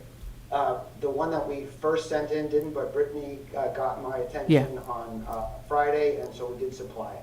Yep, we have the signature page in here. Oh. Yeah, it's in there. Never in the packet. No. I downloaded the packet. Yeah, today. no, we, Okay. she realized that after the packet was posted, we didn't have it. Jim got it to her, and we included it in yours for tonight. All Okay. right. Okay, Great, okay. Okay, so we're good? All right, thank you very much again. All Thanks. right, thank you. All right, vote to approve the use of ARPA funds to pay for town and school department Zoom licenses for fiscal '24 in the amount of $27,000. Correct, and you just approved fiscal year '23 a few months ago, and I'm pleased to say after 4 months, the county has come through and paid that bill. So we will now start the process for fiscal year '24. I assume this will go much quicker than the last one. All right. Showed up at those meetings. Yep. I move that we approve the use of ARPA funds to pay for town and school department Zoom licenses for FY '24. All right, I second. All in favor? Aye. Aye. Vote to sign an amendment to the existing contract with Environmental Partners Group for a revised scope of services for their work at the water treatment facility. Yes. And this is a $75,000 increase. This is due to some delays we've had just in supply chain shortages. So this contract needs to extend. Originally, we thought it would be completed in February. We're extending it through August 3rd of 2023. Okay. That was one of my questions. It's not a 3-month extension, it's actually a 6 Yeah. 6 month. Yeah. So it's a 6-month Yep, and this was completely supported and approved by the Permanent Planning and Building Committee at their last meeting. Okay. My other question was, where did the 75K come from? Where's the fund, where did the funding? It'll come from the project, from the water treatment plant project. Okay, Yep. because we've underspent. We've underspent that, yep. Okay. Yep. All right, good. Ready? Yep. I move that we sign an amendment to the existing contract with Environmental Partners Group for a revised scope of services for their work at the water treatment facility. All right, second, all in favor? Aye. Aye. All right, so next one will be authorize the town administrator to sign the contract. What's it? The contract with Markham LLP, I'm gonna ask that you hold that until the 22nd. Okay, so Yep. 19 and 20. No, Yes, 19 and 20 are both being held. Okay. Yep, I apologize. You were at 19, I thought you were at 20. Yep. No, it was on 20, because I skipped 19. 'Cause Oh. 19 and 20 are on hold. All right, so now we'll go to 21. Vote to appoint Maria to the Open Space and Recreation Plan Committee term to conclude when the plan is accepted. Yes, so we have received provisional designation of approval from the state. They have sent the plan back to the Open Space and Recreation Committee to make some changes. We never did a full resignation of Sarah when she left and appointed Maria, and we need to appoint Maria so that we can have quorum. Okay. So they can move this forward, which also means that we will be bringing back the Open Space and Recreation Plan to the Select Board with the changes that the state has requested, so we can have your official approval once we make those changes. Okay. Move that we appoint Maria to the Open Space and Recreation Plan Committee term to conclude when the plan is accepted. Okay. Second, all in favor? Understanding that's Maria de la Fuente. Yes. Thank you. Oh, yes, that was a little shorthand today. We were adding that to the agenda. I kind of thought I could say that only because we just had her here, but I thought the Well, I same mean, we thing. could have too many people show up named Maria. So yeah. All right, vote to expend an amount not to exceed $6,000 from the Municipal Stabilization Fund emergency account for townhouse condensate cleaning? Yes, so we have had two issues. Still. Condensate, what? It's the town still, right? I wish. After what I'm about to tell you. Does this got to do with the ceiling collapse? Yes, so we had an HVAC issue, both in the planning office and in the town clerk's office. We've had a company come in who recommended that we do a full cleaning of the system to ensure that's not going to happen again. That this was not an appropriated item or a project we planned on, so it was appropriate to request the emergency, use of the emergency fund through the Municipal Stabilization Fund, which requires a vote of the Board of Selectmen. Okay. Select Board. Almost. I made it almost the way through. So close. We're flexible. We can deal with it either way you'd like. Okay, ready? All right, motion? Move that we approve expenditure in an amount not to exceed $6,000 from the Municipal Stabilization Fund emergency account for townhouse condensate cleaning. Second, all in favor? Aye. Aye. All right, any citizens' comment this evening? I have nothing registered for this evening. All right, so our consent agenda. Request from Belforge for a one-day all-alcohol permit for the rescheduled Juneteenth event that was rained out on June 17th to a new date of Saturday, August 26th from 12 to 5 p.m. with the rain date of Saturday, August 27th. Does that make sense? No. Oh, all right, August 26th, I'm sorry, I thought I said 27th, I'm sorry. August 26th from 12 to 5, and a rain date of 27th, but it could be Sunday. Yeah, I'm like, Saturday? Sunday, August 27th from 12 to 5. Keeping me on my toes this late. All right, yes, motion. I move that we approve we approve a request from Belfort for a one-day all-alcohol permit for the rescheduled Juneteenth event that was rained out on June 17th to a new date of Saturday, August 26th from 12 to 5 p.m. with a rain date of Sunday, August 27th from 12 to 5 p.m. All right, second, all in favor? Aye. All right. All right, request from Belforge to approve the use of the gazebo and lawn for holiday stroll on December 1st from 4 to 9 with the 2-hour setup and 1-hour cleanup. Additional information about the event, holiday stroll will include live music in the gazebo, potentially seating on the lawn or snow, food trucks, and outdoor bars. See approval request below. Gene, you have any comments or anything, or you're just good, we're good? Okay? I'm good with the first three parts of that, Gene, but not the fourth one about the outdoor bar. Two main reasons. One is, it seems to me the holiday stroll, is, among other things, the holiday stroll is kind of geared toward trying to give the local businesses in the downtown area a boost in the holiday season. So bringing in a competing bar basically is going to detract, I would assume, from the amount of business that the restaurants in the town are going to get. So that's the first point. Second one is, I think the holiday stroll also is as much of a kids event as anything else. So the idea of having an all alcohol bar at the gazebo on the outside of the library in the dark at night with kids running around on a street that actually still has traffic on it didn't seem like it was a very good idea to me. So for those two main reasons, there's a third one that would possibly show up, is that as soon as we start approving outdoor alcohol licenses for the holiday stroll, there may be other people that would like to have outdoor alcohol, and suddenly it becomes a downtown Medfield pub crawl more than a holiday stroll. So that piece there, I hung up on. The area would have to be defined and secured anyway. Yeah. You can't just, Well, yeah, that, so you can't, then you have to police it, and actually, as much as anything, it's got to do with, there's always a lot of kids that are running around on a holiday stroll, and they're out shopping, having a good time. It just didn't seem to be the right venue for us to do that. Yeah. I don't disagree with that statement, because when I read this in the notes, the only thing I along the same train of thought, the only thing I thought of is, like, when you do it up at Belforge, it's easy because you're kind of in a confined space, and you don't typically see people wandering around with the cocktails or the beer and the wine. But where you would be near Brothers and the library, trying to police it when it gets kind of dark and people could easily roam off without somebody stopping them. I don't know, again, to your point of keeping it family friendly and in the spirit of, if you wanted to do hot chocolate or do some warm cider or something so that it's a beverage, I totally get it. But I don't know if alcohol, and like if this becomes a tradition and maybe we get a feel for how it flows, then down the road maybe, but for the first time to use it for this purpose, I don't know if alcohol is a necessity in year one.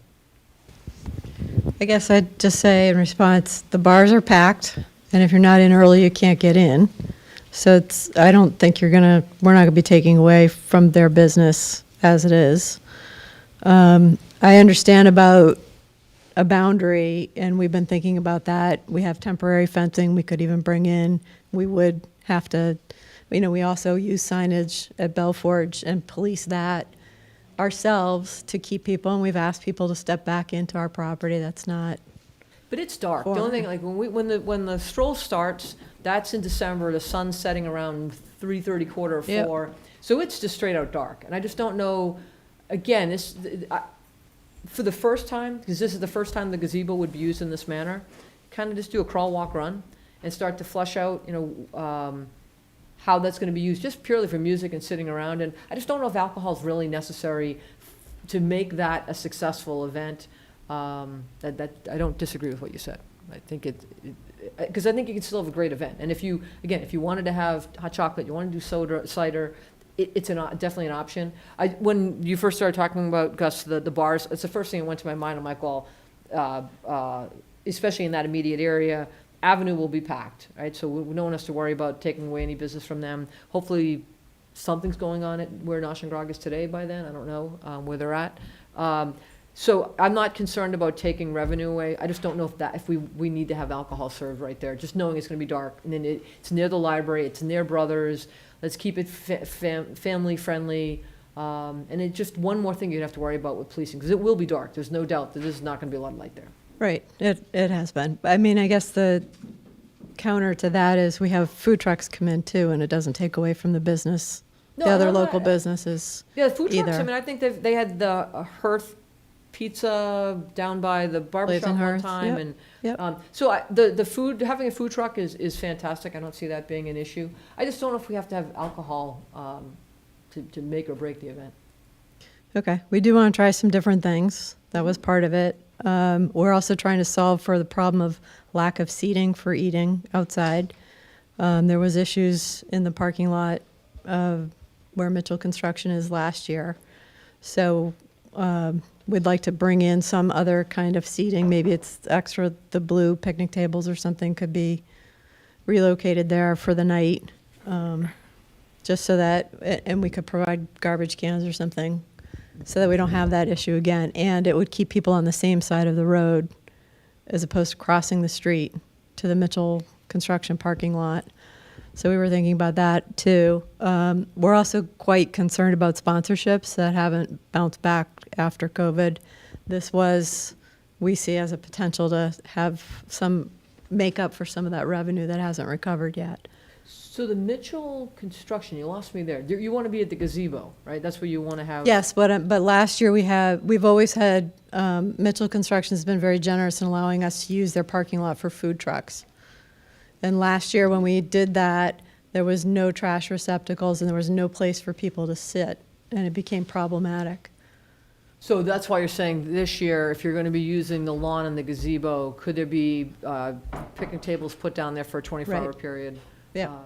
Or longer, because it's, we were thinking, well, Bank of America parking lot would be great, but they have business, they're open the next morning, that wouldn't work. I can't, maybe make sure I'm following your train of thought here.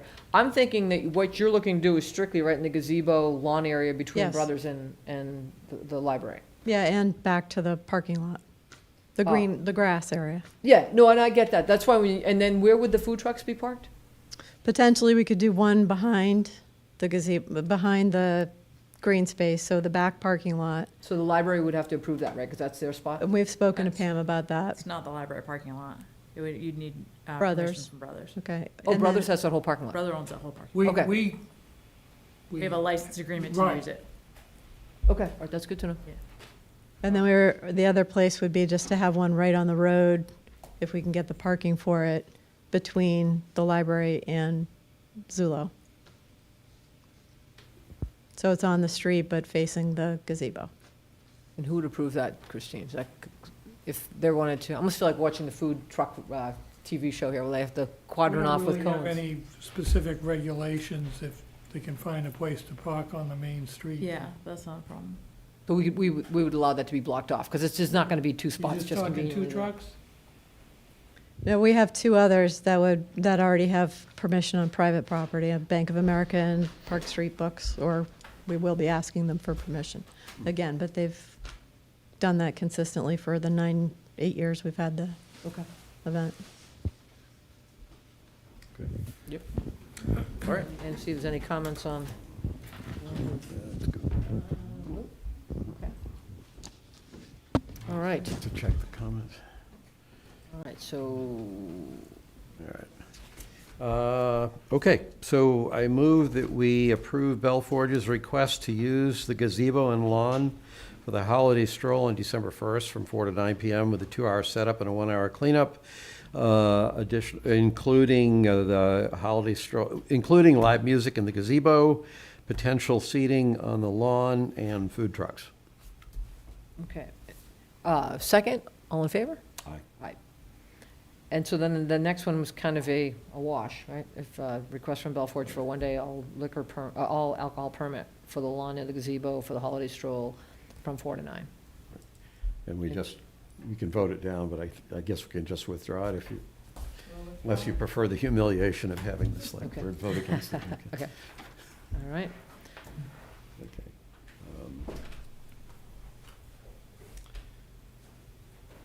Okay. All right, and meeting minutes, I know I got my feedback to Brittany, I could see you got And so did I, yours. yep. And I think everything, the enjoyable part was whether you were Mr. Murphy, or I was Mr. Murphy, or you were Ms. Murphy.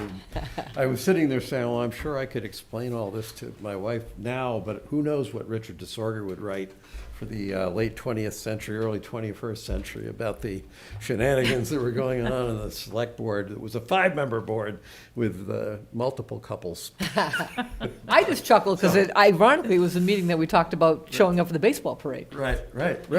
And there was one there, I honestly couldn't remember whether, I couldn't remember whether it was something you said or something I said, so I didn't even know how to correct it, because it was like, I forget who it was. Well, you can tell me. I watched the whole thing. I always watch Zoom when It was one of the first ones where I think I put in my note, I said, I'm not sure whether I said it or Eileen said this, but I know the words are wrong here. Either the prefix is wrong or the last name is wrong. I just don't know which one. So that was in there. But anyway, mine were all editorial in nature. I just flipped some stuff around because we Yeah. actually, we did, the meeting minutes weren't even in there at all. There was no acknowledgement that we addressed meeting minutes, and because I literally watch it when I do the meeting, when I look at the notes, so I was able to follow and just corrected some stuff I there. did my heaviest editing on the section. It had to do with the conversation with the Energy Committee, but I edited that for clarity, and I didn't try to make it longer Yep. or anything. It's just, there were a couple places where pronouns, you don't know where the pronouns are going, and there were a couple places where I switched to the more formal Mr. So-and-so rather than just somebody, Hank. I think was the one that was like, yeah, we should probably get a little more formal. All right, so we'll wait for Pete for the next meeting, then we can. Okay. Yep. Okay. Okay. Town administrator updates? Just a few things for you tonight. I know Bill Solomon thanked Brittany, but I can't thank Brittany enough for all of the work she did on that Verizon contract. She's been working probably for over a year. I think it was one of the first assignments that Nick and I gave Brittany when she first started, was to work on that contract, and it's taken that long to get this point. So I thank her for her tireless dedication to get Bill moving forward on that contract. And just a congratulations to Frank and his wife Megan. They welcomed their second baby boy on Friday, 8 pounds 4 ounces, and it's baby Owen. Love that. Yeah, so that's all I have this evening. All righty. Next meeting dates, August 22nd, September 12th, September 19th. Is there a reason why we don't have a week in between those? The way that the calendar is falling and some scheduling and some vacations. Okay, just checking. It's falling that way, yeah. So September 12th, September 19th, October 3rd, October 17th, November 31st, November 14th, December 5th, and December 19th. All right, select board reports. Oh, we'll have to change that. Oh, Halloween, I know, that we're gonna have a meeting Halloween. That's right. Geez, did we think about that one? Maybe we can put a, I think we might have to, I think we have to do a ground tour for 5 Bills. We'll come to your house. I was gonna say, maybe My we'll house go, might get egged. maybe I'm like, we'll wait a go minute here. remote. there's usually good candy and stuff going on We there. can discuss the 31st if that's going to Mobile be. camera from glad Medfield you brought that TV up, to Bill. do a tour of Bill's driveway on Halloween. So, I'm in Florida. so you do have Don't announce not coming. currently home. right now 3 meetings scheduled for October. Saw that. Why don't we hold the 31st as just a possibility? Maybe it's a lunch Recognizing we meeting. have people. Can we do a lunch meeting, maybe? Let's hold that for Okay. potential. have other things to do in October. I thought you'd be more worried about the 3rd and the 17th. Those are your setup times. No. I'll start in September. Yeah, let's hold the 31st. We'll pull that off the list unless we absolutely need it. Fabulous. Okay. All right, fire away. I attended the final American Legion meeting before the summer break on the 27th of June. The election of their officers took place at that, and I was happy to see that they had a relatively sketchy group of nominees to start with. There were a lot of undesignated slots, but by the time of the meeting, they had figured that all out, so that was good. I also attended the Norfolk County Advisory Board. It's sort of the end of year Zoom meeting, which was on the 10th of July, and that's primarily the purpose of that meeting was to carry out some end of year financial transfers. So that was fairly straightforward. Christine and I had a discussion with the Castle Hill folks on the sewer situation. Basically, I guess at this stage, Christine, it would be appropriate to say they're trying to figure out a productive path forward in terms of trying to get their systems fixed in the face of some maintenance issues that they're anticipating and For the wanting sewer to do pump that. station, yeah, for the sewer pump station specifically. Right. Okay, and this is for Deerfield and that whole stretch Yep. that uses it, okay. Yeah, and I think it's a little tricky because when it was built, they wound up putting in the main sewer line partly on Farm Street, So you have a private sewer underneath a public road, and then you have a private road with a private sewer, but they'd like the town to take the road, as you know from our meeting. And we don't want to do that if we don't take the sewer, but if we got to take the sewer, there's work they have to do to get the sewer to Needs be to be replaced at this point. kind of, certainly the pump does, and so and then the question is, they have options on how to replace the pump. Do they have to think about what options would be acceptable to the town at some point for taking it over, which perhaps could be a more expensive option than if they were just doing stuff. So it was a useful discussion, but still trying to sort out the best path forward. And let's see. And then this morning, I was on the MBTA Advisory Board meeting, which is why I so quickly picked up on the fact that Christine was listed on the reappointment list for this. They do their meetings. I've started going after having been the designee for several years and not gone to any of them. We have less skin in the game than some of the other communities that are more tightly bound into the network. But they had Monica Tibbetts-Nutt, who was the keynote speaker, and she's from the Department of Transportation. There were a whole bunch of things that she covered as updates. So they're still looking at service expansions. They're trying to do more to enhance the east-west connections, commuter rail connections between Boston, probably, and Worcester and Springfield. She made the comment that she's a Zone 8 commuter and it costs $400 a month to buy that ticket. And she said that's too expensive. And I'm sitting there thinking, well, I suspect most people that own cars that go and pay for parking probably pay more than $400 a month. So there's a little.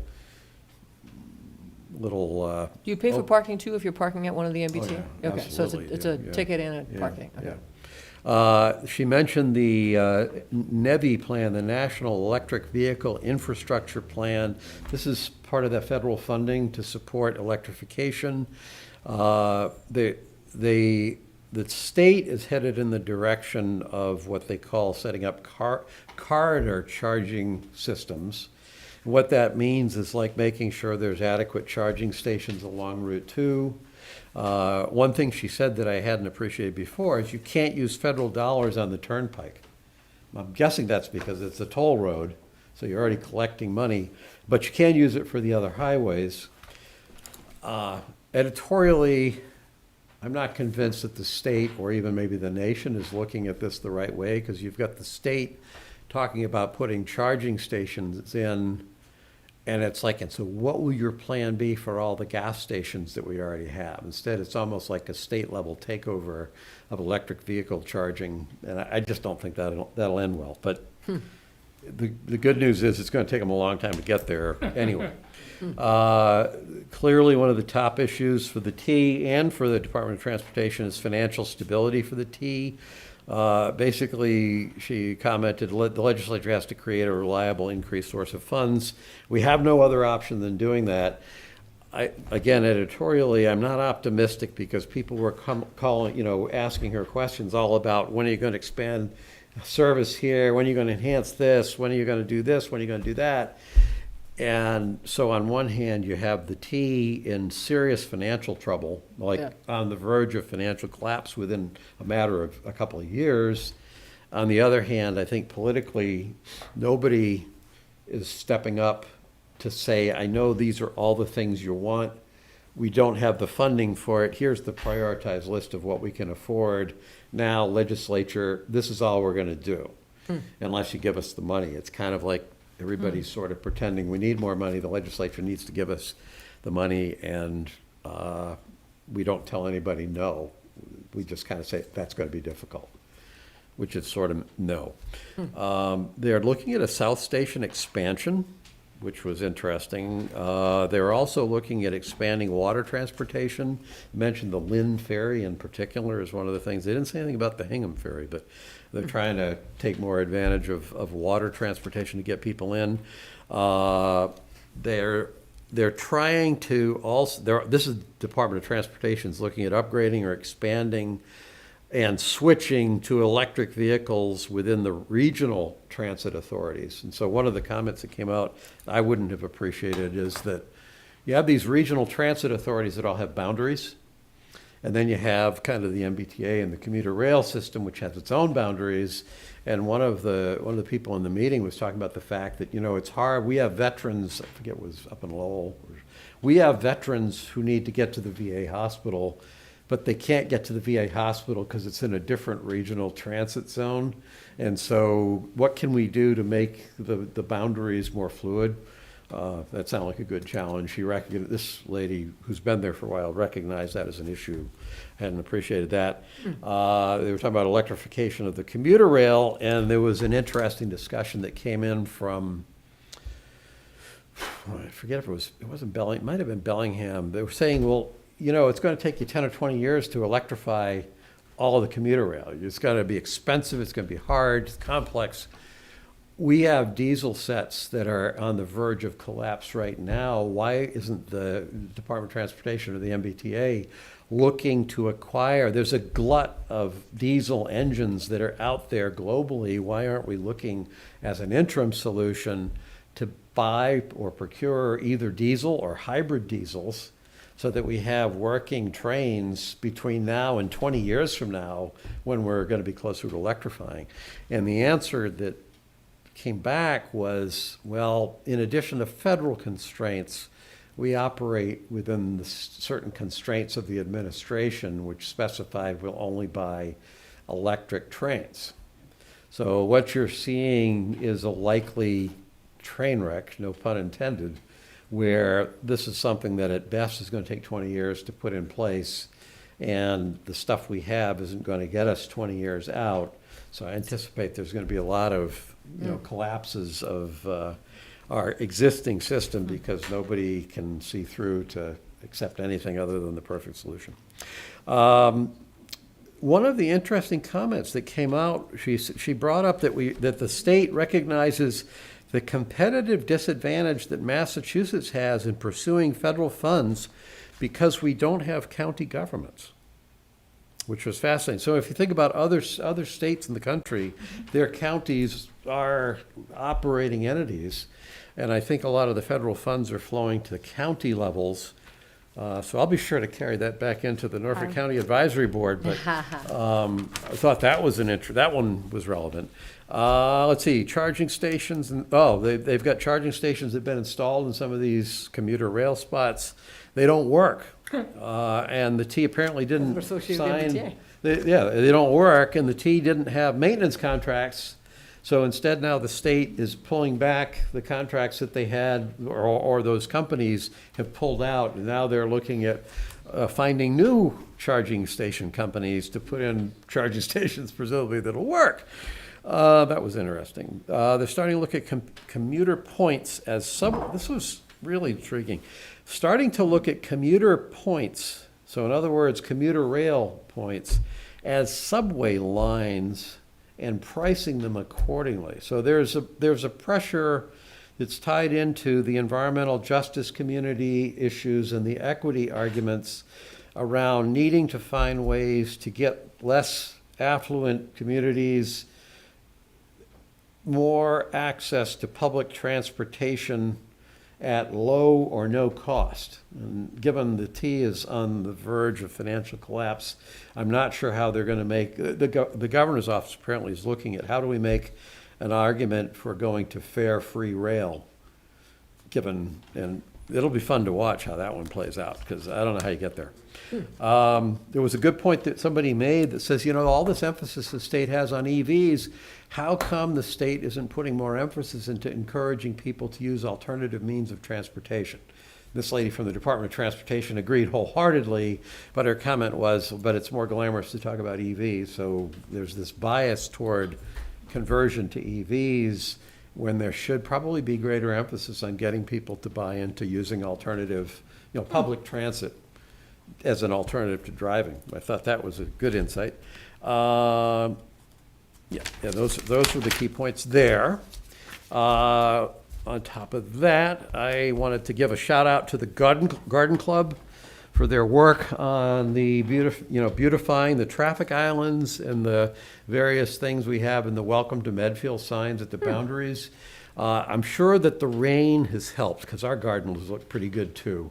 But I forget how many years, when the Garden Club came to us 4 or 5 years ago and asked us to help them with some of their expenses because their plant sales weren't generating the money. That was the first time I fully appreciated that the Garden Club had been volunteering to do all the things you see on those traffic islands for somewhere between 20 and 30 years. And it's like, you live here and stuff just happens, and you kind of think it's sort of like, some force of nature. And then all of a sudden somebody comes along and points out they're the ones that have done it. And the Garden Club, that made an impression on me 4 or 5 years ago. And lest anybody simply take for granted that these islands and everything are as nice as they are, I wanted to give the Garden Club another shout out, because I think they look really nice this year in particular. And I know that they went to lower maintenance plants a few years ago, which was really smart, but they look pretty nice. So I wanted to shout out on that. And then the other one was just recognition of the award that the Parks and Rec got. I think anybody's on Facebook saw the picture of the American flag that was cut into the grass on the athletic fields. But, we got people in town who are doing stuff like that. That's not because it's in their job description. It's because they're taking the initiative, and that I thought was worth pointing out. So I had more to report than I expected to today. I just want to say, in terms of the garden club, I don't know if you've noticed the new planters that we have outside of the front of the town hall. Yep. After 25 years, bought planters that actually fit the size and scale of the town hall. So I would thank our representatives for that, which is Molly Sliney and Laurel Scotty, who worked tirelessly this spring just to fill them with the right amount of dirt. So, fantastic. They look so great, and it's such a nice change from what we had. So it's excellent. All right. My report is a snippet compared to that. So I did not get a chance to go to, you brought up Laurel Scotty, her acknowledgement. I had a conflict with a conference call for work, but do want to acknowledge that 3 years stepping down, and she's done so much at the Dwight Derby House. I know just all the different Medfield Day events and all the different tours. So kudos to her. I apologize I couldn't make that. And other than that, no, I haven't even had a chance to get up to Belfort yet. So you've got one tomorrow night. Excellent. I'm seeing chatter back and forth. I believe Buffalo Tom is coming along nicely. All right, that's a good one. 676 tickets sold already? How many? 670. Nice. That's that. And how is the Belle Forge up, the summer sessions going with the area behind the chapel? Really Nice well. setup? Yeah. Good, hopefully I'm gonna get there tomorrow night. So, we'll not go on any longer since it's been a long enough evening. Any comments from anyone? We good? Adjourn? Move we adjourn. All right, second. All in favor? Aye. Really gonna say something, like, I'm gonna say all in favor. All right. All right, Good night, everyone. Thank you. Thank you, Medfield TV.